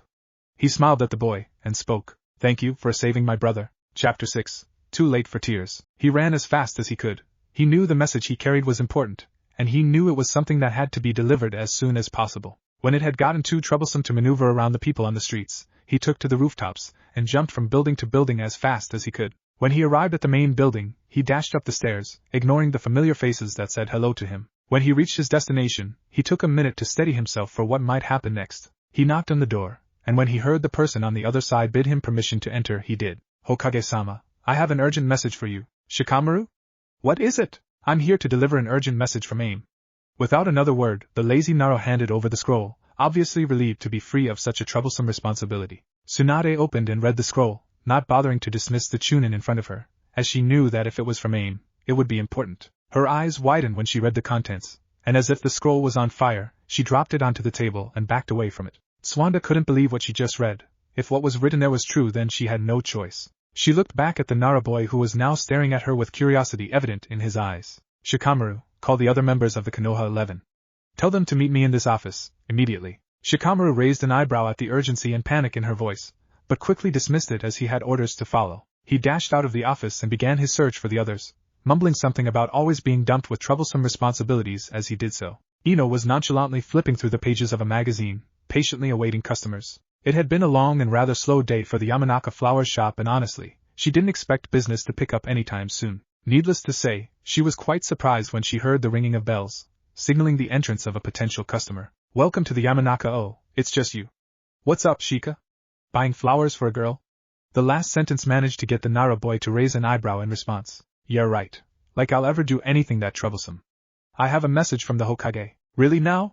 What is it about?" "She told me to gather all the members of the Konoha 11, and meet her in her office, immediately. I actually need your help, since it'd be too troublesome to look for all of them by myself." Ino huffed indignantly at his words. "You always come to me when you're too lazy to do something. Why can't you just ask Shoji for help?" "I have. I ran into him on the way here, and he said he was going to go look for Team 8. I need you to go look for Team Guy." Ino just sighed heavily, and closed the magazine she had been reading, and said, "Fine, I'll just close up the shop. I'll see you there." And with that, Shikamaru promptly turned on his heels and left the flower store. He took a second to look at the clouds high up above, and thought to himself, I wish I was just like you, floating around, with no troubles, no responsibilities. I just hope that whatever Hokage-sama has in store for us, it won't be too troublesome." The Nara boy let out a sigh, before lazily walking back to the Hokage tower, inwardly smirking because he had just gotten his two teammates to do all the work for him. His walking, of course, soon turned into a full-on sprint when he heard the familiar shrill voice of his teammate screaming his name. He really wasn't expecting her to catch on so soon. "Do you still blame yourself?" "How could I not? You said so yourself. He was my best friend. He was like a brother to me. He saved me from myself, and how do I repay him? I tried to sever our bond. It's been a little over a year since the incident, but the memory of what had happened was still vividly imprinted on the mind of the raven-haired boy who was standing in front of a statue on the Great Naruto Bridge. I ran my hand through his chest. "I killed him, me, his brother, Sasuke-kun." The pink-haired kunoichi had to fight back tears that threatened to fall as she listened to her teammate's words. Ever since their blonde ex-teammate brought Sasuke back to the Leaf, they had begun to grow closer and closer to each other in an attempt to ease the pain of losing their favorite dogue. When they were told that they had a mission in Wave, they decided that it would be best to stop by the memorial stone of their old friend. They thought they were ready for it, ready for the pain that would come from being reminded that you've lost someone.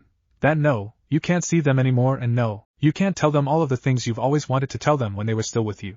Evidently, they were wrong. Sakura felt a surge of pain and guilt when she remembered how she had treated the boy, how she had used him for her own personal gain. Naruto, if only I had known what saving Sasuke-kun would actually cost, if I had known that it would take your life to bring him back. There were so many things she wished she could tell him, so many apologies that she owed the boy for all those times that she had hit him and blatantly rejected his affections. Without even thinking how much it hurt, wished there was at least one time that she had embraced him, instead of walking right past him and towards her Sasuke-kun. The idea that she had been so heartless towards the boy that loved her with all his heart left a bitter taste in her mouth, and, after a while of reminiscing, pushed her over the edge.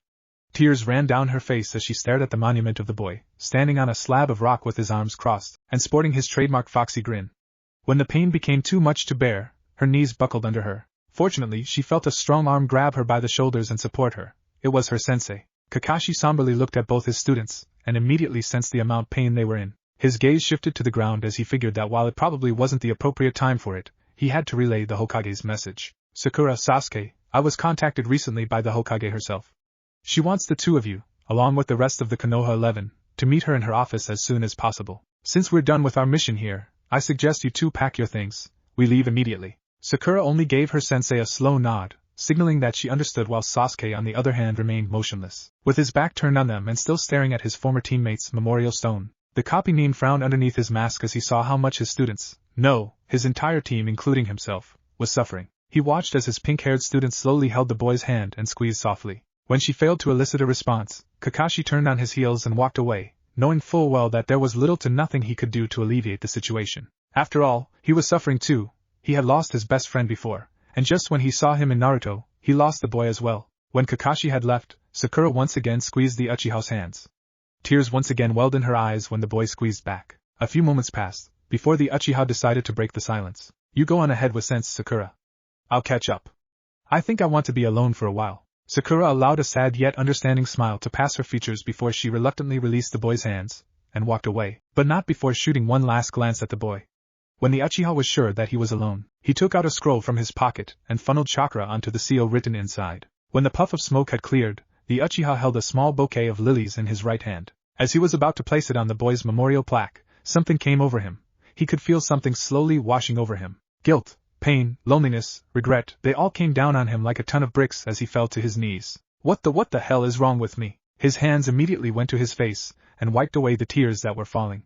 He couldn't believe it. He couldn't believe that he was actually crying. He was an Uchiha, right? They were supposed to be the symbol for ultimate power. It's what they took pride in. The Uchiha were strong. They were the best. They're never supposed to show any weakness. So what was he doing on his knees, with a pathetic and pitiful look on his face?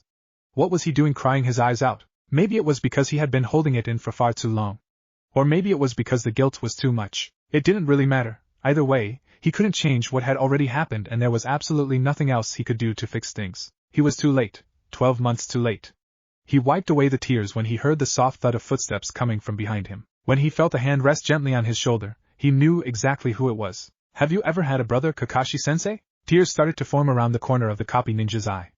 After a few seconds of reflecting, he allowed a small frown to pass underneath his mask. Yeah, I have. Is he gone too? Kakashi tried his best to remain calm, not just because he didn't want to break the cool, composed teacher facade, but also because he knew he had to be strong, not just for himself, but also for his students, who were suffering just as much if not more. It took everything he had to not break down, but it still wasn't enough to keep a single stray tear from falling down his face. Yeah. Without another word, the raven-haired Uchiha placed the lilies on the memorial plaque and stood up, head hanging. Kakashi-sensei, if this is what it feels like to lose a brother, then screw Itachi. He can do whatever the hell he wants. Kakashi closed his eyes and said a short prayer to his deceased blonde student. You did it, Naruto. You got rid of Sasuke's hate. You may not have gotten the respect and acknowledgement of the village, but you got the respect and acknowledgement of your friends and your team. That's all that matters, right? With that, Kakashi and Sasuke walked away, but not before bowing slightly to the memorial statue.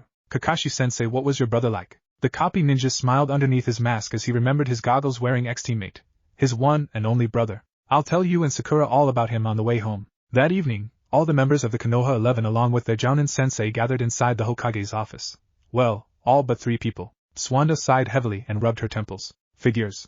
Kakashi's late again. The Genins who didn't know Kakashi merely raised an eyebrow at the statement, while the rest of the Jounin could only sigh as well. Tsunade was about to start the meeting without them and just inform them when they arrived, but she was cut off by a loud thud coming from behind her. It was none other than Team 7, where we're here, the copy ninja said in between breaths. Of the 3, Kakashi was the only one who was breathing heavily. The other 2 were practically panting on the floor. When Kakashi managed to catch his breath, he stood up straight and spoke. Team 7 reporting the success of the mission. The supplies were successfully delivered to the wave. We did, however, Hank. Yeah, you can tell me what happened later. Right now, I have something to tell you all. Having noticed the seriousness of the Hokage's tone, Kakashi gave a quick nod and dragged his 2 students to where the others were standing and turned to face the Hokage. The other sensei merely stared at Kakashi and his team in disbelief, before Asuma spoke. Did you just run all the way here from Wave? Yeah. In just 3 hours? Yeah. There was a lingering silence in the room, that is, before someone decided to speak up. Yash! The flames of youth burn ever so fervently within you, Kakashi. You are truly a worthy rival. I hereby accept your challenge. I will run to Kumogakure and back to Konoha in under 3 hours. If I cannot do that, I shall travel to the land of the snow completely naked while carrying a boulder on my back. Almost all of the people in the room shuddered when Guy brought up the image of him naked in the snow, carrying a boulder on his shoulders. Kakashi, on the other hand, just yawned and turned to his old friend. Did you say something, Guy? Curse you and your hip ways. Enough. Tsunade slammed her fist on her desk, effectively catching the attention of all those present in the room. I'll get right down to the point. I received an urgent message from IIVII. It said that at early morning today, they felt a massive surge of chakra near their borders. In response to the event, they sent several squads of their ninja to investigate. An hour later, they received a message saying that the teams had engaged in combat with a man in a black coat with red clouds painted on it. Not much was said about the man, except that he had the blood-red eyes of a demon. Sasuke's eyes narrowed upon hearing the description. He knew who it was, he just wasn't going to react to it. After all, he had let go of that vendetta. He tried to follow the path that it would lead to, and look where that got him. After a few moments of silence, they all assumed that that was all Tsunade wanted to tell them. Kurenai then proceeded to ask the question that was bugging her. With all due respect, Hokage-sama, what does that have to do with us? Tsunade sighed. She was silent because she couldn't think of a way to tell them the news without getting their hopes up. After all, losing someone once was painful enough. But to be given the hope that that person might still be alive, and then find out that it was just a lie would just be inhumane. She eyed the Konoha 11 one by one, trying to gauge their dispositions and to predict their reactions to the news. Ever since the Uchiha boy was retrieved, Sakura's been behaving less and less like a fangirl. The blonde boy's death hit her hard. She started to take her training seriously, fully convinced that if she were to spend the rest of her days with the love of her life, she'd have to be stronger so she'd never have to lose anyone ever again, especially not the Uchiha. Sasuke, on the other hand, has been avoiding or rather ignoring it entirely. He was still as smug and cocky as he used to be, as if he had never left the village in the first place. Honestly, Tsunade had half a mind to kill him, if it weren't for that one time she caught him in the training field staring at their old picture of Team 7. That night, she realized that Naruto's death affected him the most. He lost a teammate, his best friend, and his brother. What still irked her though was how that damned Uchiha pride of his kept him from admitting it to anyone, how he'd still act like he didn't blame himself for what happened and that no one else should.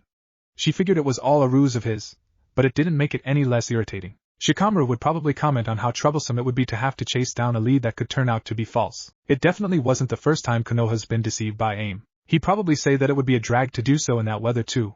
They would be going to a country where the rain almost never stops pouring for Kami's sake. Choji on the other hand would jump at the slightest chance to retrieve his long-lost friend. She was sure of it. Ino would probably tag along just to make sure that her two teammates would be safe. She saw what Sakura went through, and it was quite clear that Ino didn't want to go through that as well. With regard to Team Guy, she was sure that they'd be on board with it.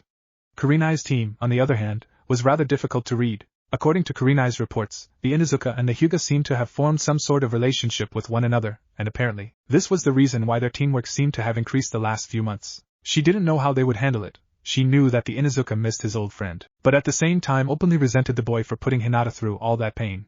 And speaking of the Hinata, there was no telling how she would handle the news. Tsunade just hoped she wouldn't pass out, at least not in her office. She knew that Shino would approach the matter logically. It was just how the Aburame handled things. After a few moments of sighing, she decided to just say it as bluntly as she could. There was another message that was sent to Amigakure, a few minutes before they encountered the mystery man. According to Amigakure, it was covered in blood when they received it. It said only one thing, Kyubi no Yuko. The four Jounin sensei noticeably stiffened when they heard what Tsunade just said, something that didn't go unnoticed by their students. After a short while, the silence was broken by a clearly confused Kiba. I don't get it, Hokage-sama. Didn't the Yondaime Hokage kill the Kyubi? No. Listen, what I'm about to tell you is an S-rank secret. You must swear to never tell anyone else about this. This meeting never happened. Am I making myself clear? The entire Konoha 11 froze up, nervousness and anxiety evident in their posture, but nodded to signal that they understood. Good. The Yondaime Hokage was a great man, a powerful ninja too, but even he couldn't kill a Bijou. Tailed beasts are entities of pure chakra and raw power. They're technically unkillable. Even if one was defeated, they would just reappear after a short while somewhere else and continue to wreak havoc. In order to actually keep a Bijou's power in check, they have to be sealed into something. More often than not, into a Jinchuriki. Sasuke grunted while Sakura looked down to the ground. They already knew what she was going to say about the Jinchuriki. Kiba, though, raised his hand and asked, "What's a Jinchuriki?" Sasuke grunted once again. "I've been back for a year, yet your ignorance still amazes me, mutt. What did you say, asshole?" Kiba took a swipe at the smug Uchiha's face, only to miss and lose his balance. When he got on his feet, he, along with Akamaru, started growling at the boy. Surprisingly though, he immediately calmed down when the Hinata put her hands on his shoulders and looked apologetically at Sasuke. "Ano, I'm sorry for how Kiba-kun is behaving, but please don't be so mean to him, because I really don't approve of it." She spoke with the slightest bit of vehement ire in her voice, even going so far as subtly activating her Byakugan to emphasize the threat hidden behind her words. The trademark smug Uchiha smirk dawned on Sasuke's face as he looked the girl straight in the eye and activated his own Dijutsu. Humph. So you finally grew a backbone now? Both of you back down right now. The tone of Tsunade's voice was indicated that she was a hair away from sending someone flying out of the window. Deciding to be the bigger man, Sasuke backed away and stood beside his teammate once again. When Hinata and Kiba did the same, Tsunade continued. As some of you may know, a Jinchuriki is a human host of a tailed beast, the containers that we sealed the bijou into. That being said, Yondaime never killed the Kyuubi no Yuko. He just sealed it into someone, and that person is his only son, Uzumaki Naruto. The entire Konoha 11 was floored. Uzumaki Naruto, the dead last Obe, was the son of Namikaze Minato, the greatest ninja of Konoha? It was difficult to even imagine it, yet at the same time, it was so obvious. The resemblance was uncanny, and now that they think about it, the Yondaime was, according to what they learned from the academy, not the kind of man who would ask someone to do something he wouldn't do himself. It was only logical to think that he'd sacrifice his own son. Before they could even think of anything else, Tsunade coughed loudly and got their attention. But that isn't all. You see, when a Jinchuriki dies while the bijou is still sealed, it takes a while for the bijou to recover and return. It takes years. According to Amigekyo though, the massive spike of chakra near their borders belonged to the Kyuubi no Yuko. Before you say anything, no, I don't think this means the Kyuubi's been revived, because if it was, then a large fox would have been spotted and it wouldn't have hesitated to destroy AIM.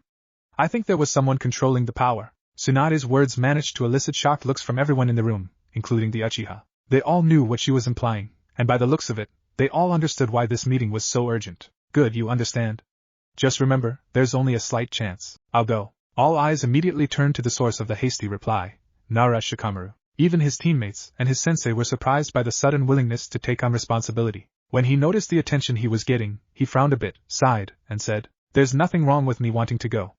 I lead that mission to retrieve Sasuke.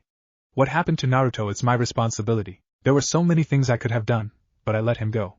He died because of a bad move on my part, so if there's even a slight chance of finding him, then I'll go." His teammates and sensei couldn't help but smile at the boy's initiative, and it didn't take long for the others to as well. Asuma placed his hand on the boy's shoulder and spoke. Team 10 will take part in the search, although I have a mission outside the village, so only Ino, Shikamaru, and Choji will go. The three students turned to look at him like he had gone insane. Don't worry, it'll be good practice for you, the bearded ninja said as he lit another cigarette. Before anyone else could get a word in, Sasuke grabbed Sakura and Kakashi by the wrist and dragged them with him as he stepped forward. Team 7 will also take part of the search.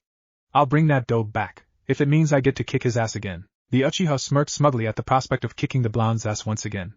Inwardly, though, he was smiling at the idea of seeing his old friend again. After a few seconds of thought though, he realized that if the dope was alive, then that meant he won the fight at the Valley of the End. His eyes widened at the sudden realization, causing his grip to tighten and elicit a raised eyebrow from his sensei and a girly squeak from the pink-haired blushing Kunoichi beside him. Yash! Then it is decided. The mighty teen guy shall also partake in this youthful task of finding Naruto-san. If we cannot find him, I will run 10,000 laps around Konoha, and if I cannot do that, I will march with Gai-sensei to the land of snow and also take off my clothes and— That's enough, Lee. Hokage-sama, please excuse my teammate. As team leader of Team Gai, I, Hyuga Niji, concur with the decision of my enthusiastic teammate. You have my eyes. Tsunade smiled at the willingness of her shinobi. She knew that Naruto meant a lot to them, even to the Uchiha, so it was no surprise for them to want to look for him even if there was only a small chance of finding him. She waited a few seconds for another voice to speak up, but when she heard none, her eyes turned to Kurenai and her team. Teammate? At this point, Kurenai scratched the back of her head and smiled sheepishly at the Hokage. She allowed a nervous chuckle to escape her throat before she spoke up. I actually have a mission, a mission. With Asuma, why yes, so, it's not really my decision here, it's up to my team to decide whether or not they want to go. Tsunade's face dropped to her desk as it became quite clear to her what the two would be doing on their mission. She didn't press on the matter though. Asuma and Kurenai were two very capable ninja, and she was confident that they would put the mission before whatever it is that they planned on doing together or to each other. She raised her gaze back to the team of the pensive Inuzuka, nervous Hyuga, and indifferent Aburame. Hinata thought about her words for a few moments, before finally deciding to speak up. I don't think it would be a good idea. We'll do it. All eyes were now on Shino, who still looked as devoid of emotion as ever. Our team will be crucial in tracking down Uzumaki-san. Isn't that right, Kiba-san? Hinata-san? Kiba looked at his teammate nervously before turning to his love interest. He looked into her lavender eyes for a few seconds before taking her hand and nodding in reassurance. After a while, Hinata smiled as well, and turned to address her other teammate. Yes, Shino. We'll help find Naru Uzumaki-san. Isn't that right, Kibaku-in Akamaru? Yes. Akamaru barked in approval and jumped onto Hinata, causing the Hyuga to muffle and eat. Kiba smiled at her cuteness and planted a soft kiss on her right cheek, effectively making the Hyuga blush furiously. Sakura, on the other hand, couldn't stand the display of affection. She had nothing against public display of affection, in fact. She hoped one day to be able to do such things with her Sasuke-kun. She couldn't stand it because it was Hinata, the girl who had been so madly in love with her ex-teammate. She watched how she would stalk the boy, how she would stutter when he talked to her, freeze up when he noticed her, and even pass out when he touched her. She was head over heels in love with him for so long, yet her she was, after only a year of losing him, getting all fluffy with one of the boy's best friends. When things had escalated from pecking to embracing, she couldn't take it anymore. Really? You're doing this now? Sasuke picked up on his teammate's annoyance and decided to follow her lead. Besides, the sooner he was out of that office, the sooner he could pack his things and train for his upcoming battle with his old friend. Or Kakashi-sensei, let's get out of here. I can't stand watching these two. Besides, I can feel my IQ plummeting just by being in the same room with the mutt. Kiba growled at Sasuke, obviously fed up with the Uchiha's arrogance, but was soon calmed when Hinata squeezed his hands gently and glared at Team 7. Seeing the tension that was forming between the four, Kakashi looked over at Kurenai, who was exchanging flirtatious and knowing glances with Asuma, and sighed. He stepped forward and addressed their Hokage, who at this point was chugging down her second bottle of sake. Hokage-sama, since our team has already accepted the task, may we take our leave? I think my team requires rest and time to pack, since I'm guessing that this will be a long trip. Tsunade raised an eyebrow at the man. She knew Kakashi to be perceptive, but she didn't expect him to get ahead of her. She grunted, not really wanting to deal with the whining that was soon to come. Damn, I was planning on telling you all right before you set out. This might turn out to be a long-term mission. By that, I mean if you don't find anything while you're out there, then you can come home immediately. But if you do pick up on any leads, you will have to follow them. Now I have faith that you will all stick to the mission, no matter how hard it gets. If Naruto, she took a moment to quell the feelings that threatened to resurge, as it was neither the time nor place for them to do so. If Naruto is alive, then I would have imagined he'd do whatever it takes to get away, since he has done so for about a year now, and honestly, with the way this village treated him, I wouldn't be surprised. Do you all understand? All the teams nodded in unison. Alright, you may all take your leave. Without another word, all of the teams left, leaving only Tsunade and Shizen in the office.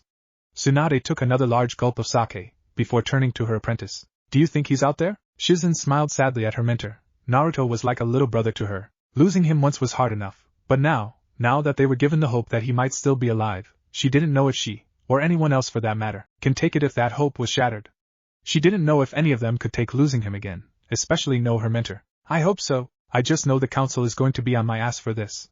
Tsunade sighed heavily before she continued. Send a message to the entire council. This isn't something I can keep from them anyway. Shizen nodded and left the room. When the message had been sent, she returned only to see Tsunade on her fourth bottle. She momentarily considered confiscating them, but then decided to join her instead. Needless to say, they drank the night away. You realize what this means, don't you? Yes, I do. I have no idea how it happened, but they failed to report back today. I have a feeling that something has happened to them, and if the message we intercepted from Amigakure is true, then this might not be a coincidence. The shadow-shrouded man scowled pensively upon hearing his associate's words, before allowing a smirk to pass his features. Such a shame. The priests of Dala or whatever was our best source of information on the Akatsuki. Their experiments on this new method of blocking off a body's supply of chakra would have proven rather effective in battle too. So much wasted potential. Well, that's one less thing to fund. Wouldn't you think so, H? Of course. Oh, and by the way, our esteemed Hokage has called a meeting of the entire council tomorrow. I assume it'll be about that. You'd be correct to assume so. Now would be the perfect time to convince everyone that thing has the potential to become the greatest weapon in the entire shinobi world. Yes, well, I shall take my leave then. With that, H promptly turned on his heels and exited the dark room. When he had closed the door, he sighed to himself. Kami, have mercy on me, Naruto. I hope you forgive me for what I've done. Should you come back and destroy this village, I wouldn't be surprised. Naruto awoke in the room of what seemed like a cabin. The daylight was shining in through the windows, illuminating every inch of the room and allowing the boy to see the extent of his injuries. There were numerous pink gashes on the boy's body. Even with the Kyuubi's healing factor, it would still take time for large stab wounds to heal. When he saw his injuries, his mind drifted off to the events that conspired on that night. The night when he lost her. The night when they said their first goodbye. He would have shed a few tears, but something stopped him before he could even start. If you keep thinking about that, then you'll never be strong. Don't blame yourself, because you know she doesn't blame you, Kit. If you don't move on, you'll never be happy. A frown crossed the boy's features. How can I not blame myself? I couldn't protect her, not with my own strength. I relied too much on your power, and when I couldn't access it I was weak and pathetic. It's my fault. I was too weak. Then get stronger. That's why you left, right? You should know that it's not that easy, Karakuin. So far, all we've been training to do is how to meld our chakras efficiently. It's not like you can teach me taijutsu or ninjutsu, and it's not like I can find anyone skilled enough to teach me either. Kyubi let out a small chuckle at the boy's cluelessness, before addressing the young boy. Somehow, I don't think that'll be a problem. Right hand kit. Naruto's eyes followed his partner's directions, only to widen at the sight. On his right ring finger was a ring with the kanji for scarlet on it. He racked his mind for the reason why the ring seemed so familiar, and when Naruto found it, his heart almost stopped. Shit! Naruto immediately got out of his bed and sprinted down the stairs. He almost tripped on his own feet when he was nearing the last step, but luckily his head found the railing and he managed to catch himself. When he noticed that the house was indeed empty, he ran to the exit and practically broke down the door, only to find a wide clearing and a cloaked man sitting on a tree stump in the middle of it. Oh, Naruto. I was going to check if you were still alive, but then I found this tree stump. Fear was evident in the boy's eyes, but what the cloaked man failed to recognize was the rage building up and bubbling within the blonde Jinchuriki. The wind started whipping around Naruto as he started gritting his teeth and clenched his fists. Slowly but surely, a smile flashed across the boy's face. Right in front of him was Itachi Uchiha, the most feared Sharingan user probably since Uchiha Madara himself. This was the man that murdered his entire clan. This was the man whose very name struck fear into the hearts of thousands, including Naruto. Most importantly though, this was the man who was basically responsible to everything that his old friends went through. The man that tortured his own little brother and, by extension, pushed him to run away from Konoha in search of power. This man was responsible for all the pain Sasuke went through and some of the hardships that Naruto experienced, and there was no better time to get back at him. Without any word of warning, Naruto charged at Itachi who, being a little surprised at the boy's thoughtlessness, reacted completely on instincts. He waited for the boy to get close enough, and then, he activated his Sharingan. Naruto suddenly felt his entire body go limp and soon enough, his consciousness shut down. The blonde boy fell forward, and as he was about to fall straight into Itachi's arms, Itachi sidestepped, all the while never taking his eyes off the boy. When he heard the soft thud of the boy's landing, he let out a long whistle. Whoops. I think I overdid it. Naruto awoke in the room of what seemed like a cabin. The daylight was shining in through the windows, illuminating every inch of the room and allowing the boy to see the extent of his injuries. As he got out of bed, he felt a strange sense of déjà vu, but paid no mind to it. He silently climbed down the stairs, analyzing each and every part of the seemingly familiar house, and as he put his right hand on the railing, his eyes widened at what he saw. He immediately rushed out of the house and ran into Itachi, who was now sitting beside an open fire. Oh, you're awake. Good. Everything came rushing back to Naruto. Why you? What time is it? According to the sky it's night time. Why? Good, that means I wasn't asleep for very long. Now what the hell are you doing here? Naruto didn't wait for an answer. He thought about charging at Itachi, but thinking back to their previous encounter, he knew that wouldn't work. Instead, he formed a cross with his fingers and focused his chakra. Kage no Jutsu. 10 clones appeared and surrounded Itachi. When they all attacked, the real Naruto jumped as high as he could and when he reached the apex of his ascent, created another clone to charge a Rasengan into his palm. The blonde boy watched as Itachi easily disposed of his clones. When the first one came at him, Itachi merely sidestepped the punch and chopped the clone on the back of the neck. When 3 others lunged at his back, he dispelled them with a quick but powerful spinning whip kick. As if acting on a premonition, Itachi raised his right hand and caught a clone's fist half a second later. Using the clone's own momentum against it, Itachi pivoted his left leg, dispelled the 4 other incoming clones with the clone he had caught, and threw said clone upwards a fraction of a second before Naruto yelled, "Rasengan, what the fuck?" The ball of pure chakra made contact with the airborne Kage, and the real Naruto fell flat on his face. When he got up, he mustered up the meanest glare he could, and directed it towards Itachi, who was covering his mouth in an attempt to stifle his laughter. When Itachi managed to compose himself, he smiled at the blonde boy who had tried to attack him, and said, "That was good, Naruto-kun, but not great. By the way, it's Friday today." Naruto raised an eyebrow at the Uchiha's expression of familiarity. "Naruto-kun? What the hell makes him think he can talk to me like that? And what's with this Friday today crap?" Naruto would have continued his internal musings, but something stopped him rather abruptly. It was Friday today. He looked at the cloaked man once more, raised an eyebrow at him, and said, "Friday? You mean to tell me, are you telling me it's not Tuesday today?" "No, it's Friday. You have to learn how to listen, Naruto-kun. If it's Friday today, then are you telling me I was asleep for 3 whole days?" "Yes." 3 days? "Yes. I wasn't asleep. I was in a coma, but... Naruto, your choice of words is rather uncouth." "Shut up." The blonde boy engaged Itachi in an all-out taijutsu match. Naruto jumped and tried to land a flying roundhouse kick on Itachi's jaw, but the latter merely parried the blow and grabbed the back of Naruto's neck. Enraged by how easily Itachi managed to escape the attack, Naruto threw his left elbow upwards in an attempt to clip his opponent on the temple, an attempt that soon backfired when Itachi grabbed the elbow, twisted it into an armlock, pivoted his left foot to drag the boy to the side, tripped the boy's leg, and stopped Naruto's descent just as his face was a few inches away from the fire. Naruto could feel the heat of the flame stinging his face. It didn't help that his sweat was dropping on the fire, causing it to flare up even more. The enraged Jinchuriki grit his teeth. I could use your help here, Kurama. No. What? I thought we were partners. We are. But you said so yourself. You rely too much on my power. Consider this a test of your mettle without it. Currently, I feel no malicious intent from the Uchiha. You should be safe. What the hell do you mean no malicious intent? Kyuubi sighed in annoyance at the boy's density. At times, he even thought that the bars of his cage were more intellectually capable than his host, and that vexed him to no end. It was something they would have to work on as well. It means he's not going to kill you, shit for brains. That or he's just really good at hiding it. The entire interaction with his partner did nothing but piss Naruto off even more. What Kyuubi couldn't understand was that they were dealing with the Akatsuki, the very organization that was after him. Now was not the time to be testing his mettle. What Naruto wanted wasn't a good sparring partner. He wanted to kill Itachi Uchiha, right then and there.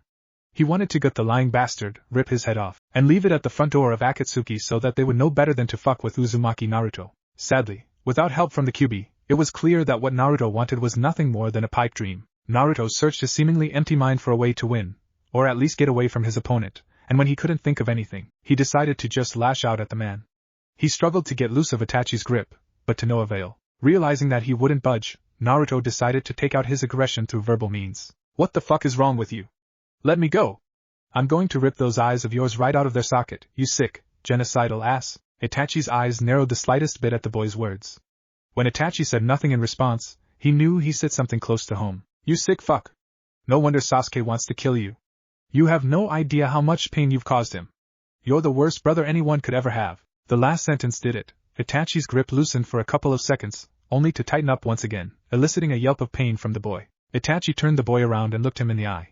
His face no longer had a single trace of softness to it, as it had reverted to its old stern expression. Without saying a word, Itachi threw a sickening knee to the boy's solar plexus and threw Naruto a few feet away. When Naruto got back up, his breathing was ragged, his knees were quivering, and he had a terrified look on his face. He felt fear violently shake through his entire body when he saw Itachi slowly walking to where he stood with the same, cold, piercing look in his eyes. His mind was screaming at him to run, to turn around and run, never looking back for fear of being caught in those torturing eyes. But his body was frozen in place. He didn't know if it was because he was already in some sort of genjutsu or simply because after all this time, he was still afraid of Itachi. In a last-ditch effort, he threw a right hook aimed at Itachi's jaw, but it was all in vain. Itachi saw the feeble punch coming from a mile away and caught it with his right hand. He looked the terrified blonde straight in the eye, grabbed the boy's right wrist and gave it a firm shake. Strong, always be strong. Itachi gave the boy's wrist another firm shake, and slapped his knuckles with an open palm. Be strong yet swift. Never squander your energy on wide or unsure attacks. Be precise and lethal. Naruto looked Itachi dead in the eyes and, as if reacting automatically, he threw a left uppercut, which was still caught by Itachi. Naruto's eyes widened in shock as he noticed how his punch felt faster. His hands felt lighter, and it didn't take as much effort. He wanted to mutter something in amazement, but before he could do so, Itachi pulled on both his wrists, making it so that Naruto's arms were now crossed in front of him. Good. Focus. Itachi suddenly pushed the boy away with surprising strength, and gestured for the boy to come at him. Naruto obliged, and threw a spinning back kick, once again surprising himself with the amount of power that was behind it. Unfortunately for the young blonde, Itachi sidestepped out of the kick's way and pushed the kicking leg upwards. Naruto was thrown off balance, but managed to steady himself enough to be able to throw yet another straight right, but this time, it was aimed at Itachi's gut. Naruto smiled when he felt his knuckles come into contact with something, but the smile immediately turned upside down when he realized that Itachi had dodged the blow but used his coat to catch the attack. Itachi grabbed the boy's right wrist, brought it to Naruto's eye level, gave it yet another firm shake, and spoke. Don't just fight with this. If you let your impulses lead you, you'll die. If you attack with nothing more but brute strength in your advantage, you'll die. Brawn may make you stronger, but brains will let you live longer. So fight with this. Itachi tapped his index and middle finger on Naruto's temple, gesturing to the boy's mind. When Naruto nodded, Itachi once again pushed him away. This time though, there was no moment of reprieve as it was Itachi who charged in. Naruto ducked under the incoming right hook, grabbed the elbow and pushed it upward with his left hand, dispelling any force that was put behind the punch. Upon seeing the opening, Naruto launched his right hand upwards and caught Itachi by the neck. The Uchiha allowed a ghost of a smirk to pass his features, before once again speaking. Now you see how easy it is to fight against an opponent who isn't thinking. Without even finishing the lecture that Naruto was expecting, Itachi raised his left hand and turned his body to the right. When Naruto's choke grip was loosened by the sudden turn, Itachi brought his elbow down on Naruto's forearm, breaking the choke grip entirely. Itachi then grabbed Naruto's right wrist with his right hand, slid his left hand to the side of Naruto's face, and moved his right foot back, catching the boy in a standing wristlock. But one step is never enough. Always stay 10 steps ahead of your opponent. Don't just charge in like you have diarrhea and your opponents are blocking the path to the bathroom. Itachi then released the wristlock and pushed Naruto away, never taking his eyes off the boy all the while. He narrowed his eyes when the boy got into stance and started focusing, as if the boy was analyzing him. After a few minutes of silence, Naruto disappeared only to reappear in Itachi's right flank. The blonde boy threw a roundhouse kick aimed at the back of Itachi's head, but unfortunately for him, Itachi ducked under it and countered with an attempt to sweep Naruto's leg. Surprisingly, Naruto saw it coming. He had imagined the fight during their moment of silence, and it was actually panning out the way he expected it to. He jumped upwards, placed his left hand on Itachi's back, and vaulted over him with ease. When he landed on his feet, Naruto raised his left hand to shield the right side of his face, as if he was expecting something to hit the area. A fraction of a second later, Itachi threw a left chop at the boy's neck, only to have his blow caught. Naruto saw the faint look of surprise flash across Itachi's face for a split second, and noticed that his opponent's left side was vulnerable. Without any hesitation, Naruto rammed his right shoulder into Itachi's ribs, forcing the man to stagger a few paces backwards. A slight smirk appeared on Itachi's face as he raised his eyebrows at the boy's quick pace of learning. Again, Itachi started his assault with a roundhouse kick that Naruto aptly weaved under the attack, launching a barrage of his own. Itachi managed to block each kick and parry each punch with the utmost ease, and when the boy started to show signs of fatigue, he took advantage of it by ducking under the last punch and retaliating with a chop aimed at the boy's gut. The attack landed flush as the blonde Jinchuriki got the wind knocked out of him, causing him to stagger backwards and wince at the pain. Itachi saw the opening and continued his assault, attacking with a clear intent to cripple or kill. Naruto barely managed to defend himself as the impact of the attacks he blocked started to numb his arms. When he realized that his arms wouldn't be able to hold out anymore, he switched from blocking to parrying, which didn't do much good since he could barely keep up with Itachi's speed. The blows were grazing Naruto, causing him to retreat and further encourage Itachi's advance. Finally, an elbow landed cleanly on Naruto's temple, causing him to stumble forward and almost lose his footing. Itachi at once thought that the boy would not be able to get up after the last hit. He had been putting about 20% of his strength behind each blow, and he knew that even with the Kyuubi's regeneration, Naruto would still feel the brunt of the damage. He let his guard down for a fraction of a second, but that's when he saw it. He wasn't sure what it was, but there was something on the boy's face that bothered him. It looked almost like a smile. Naruto used every ounce of leg power he had left, and jumped to deliver a fatal roundhouse kick aimed at Itachi's smug little face. He had hoped that it would end there, but there was also a part of him that knew it wouldn't, a part that told him exactly what to anticipate. Even with the might of the Sharingan, Itachi barely saw the kick coming and managed to block it with both hands. Much to his surprise though, a clone soon appeared beside him, grabbed Naruto's right arm, swung the boy 360 degrees and slingshot the incoming kick at an astounding speed. Naruto's foot made contact with the Uchiha's face before causing it to break apart into a dozen of crows. Tired and battered, Naruto heard the faint sound of clapping from behind him. When he turned to look, he saw a smiling Itachi sitting on the tree stump by the open fire. Itachi suddenly stood up. Again, and so they fought again and again. After a dozen rounds or so, Naruto was lying beside the open fire, breathing raggedly with bruises all over his body, and smiling. Itachi was standing beside the fatigued form of the boy, breathing somewhat heavily himself. He knew his taijutsu was one of the best, but the sheer amount of the boy's stamina amazed him to no end. What surprised him even more was how quickly the boy picked up on what he was trying to teach. After only a few rounds, Naruto already managed to land 3 consecutive hits on Itachi. Solid hits too, not just grazes. Itachi smiled down at the boy, sat beside him, and spoke. "Thank you, Naruto-kun. Thank you for saving my brother. I know you didn't do it for me, but thank you nonetheless." Naruto's body froze. It seems his entire day was full of surprises. Despite his body's protests, he sat up and looked the man in the eye with a weak glare. "Why would you care? Everyone knows what you did to your own clan and to Sasuke team. Why would you care if I saved him from becoming the snake's boy toy?" Itachi couldn't help but laugh at the boy's attitude towards his little brother.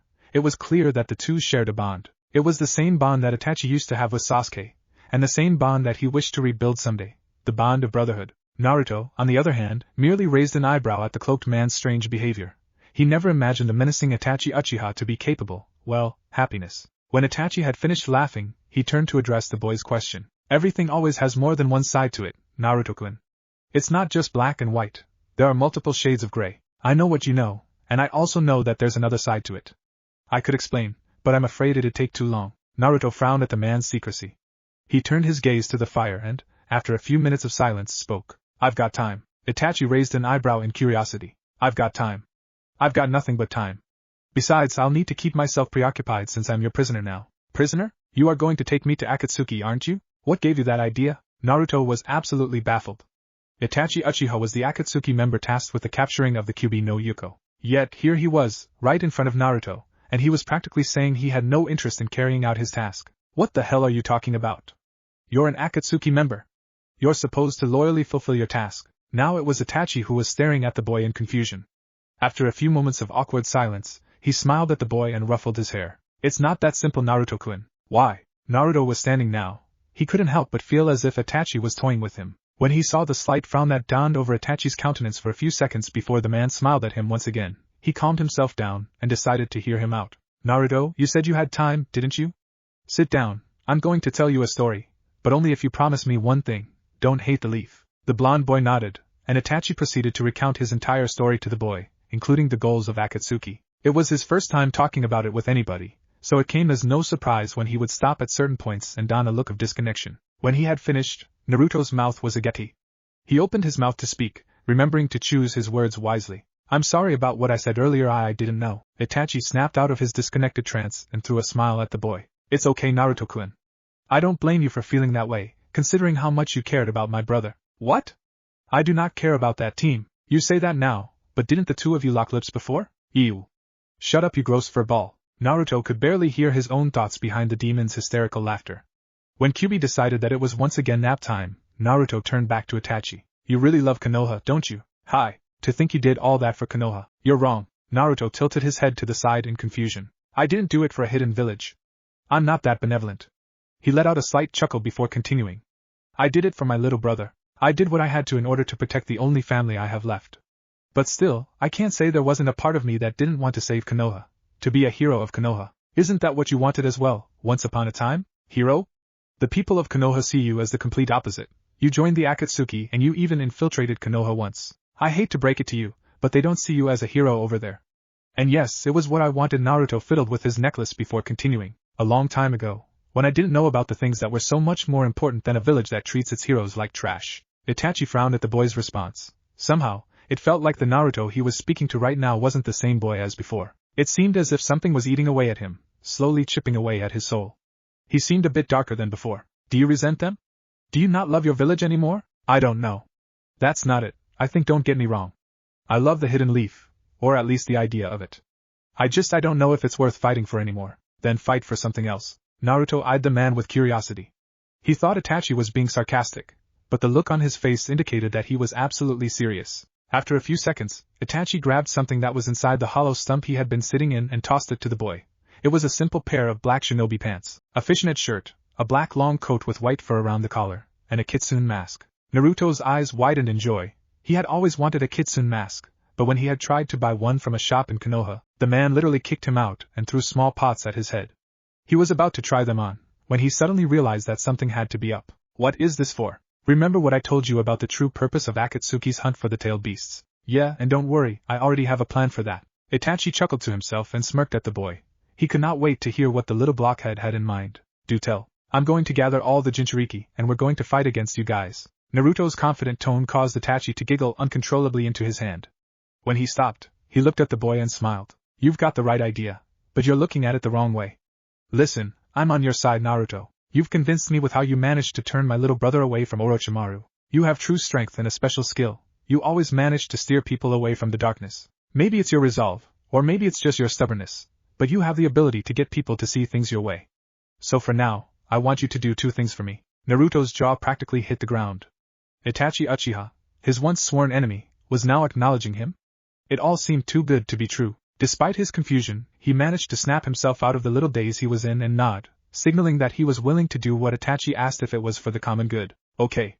First, I want you to make a name for yourself. I already have an idea how, but we'll get to that later. Second, I want you to find a way to get yourself into the bingo books, specifically, as an S-class criminal. Tell me though, do you by any chance already have a summoning contract? Yeah, I summon toads. Actually kid about that, yeah, you can't summon jack shit. Not anymore anyway. Naruto's eyes widened in complete and utter shock. What the hell did you do? Well, I cut off your contract with the toads since those slimy freaks wouldn't have hesitated to lead the pervert straight to you. Although Naruto wanted to be upset, he found himself agreeing with the Kyuubi's logic. He couldn't afford to be found, especially not now, not when he was about to undertake a mission that would, unbeknownst to him, change the course of the entire shinobi world. While scratching the back of his head, He shot Itachi a sheepish smile, and spoke. Scratch that. I don't have one anymore. Well, that's good. How is that good? Itachi smiled at the boy. You'll see. Wait, if you're going to be that secretive, at least tell me one thing. Why do I have to do those two things? Itachi stood up slowly, and began to walk away, waving his hands to gesture for the boy to follow. When he heard the familiar heavy footsteps trailing behind him, he smiled to no one in particular, and addressed the boy's question. Because you're going to be joining the Akatsuki. Naruto froze in place, obviously clueless of what the raven-haired man in front of him was planning. When Itachi noticed Naruto suddenly stop, he turned around, looked at the boy with a raised eyebrow, and wore the traditional Uchiha smirk. Why would I want to join the Akatsuki? Because sometimes, bad guys make the best good guys. What if Naruto severs all bonds with Konoha? And thanks for watching my video till the end. If you enjoy this content, then do consider subscribing to my channel, and leave a like if you guys need the next part. Comment down, and thanks for watching the video, and see you guys in the next video.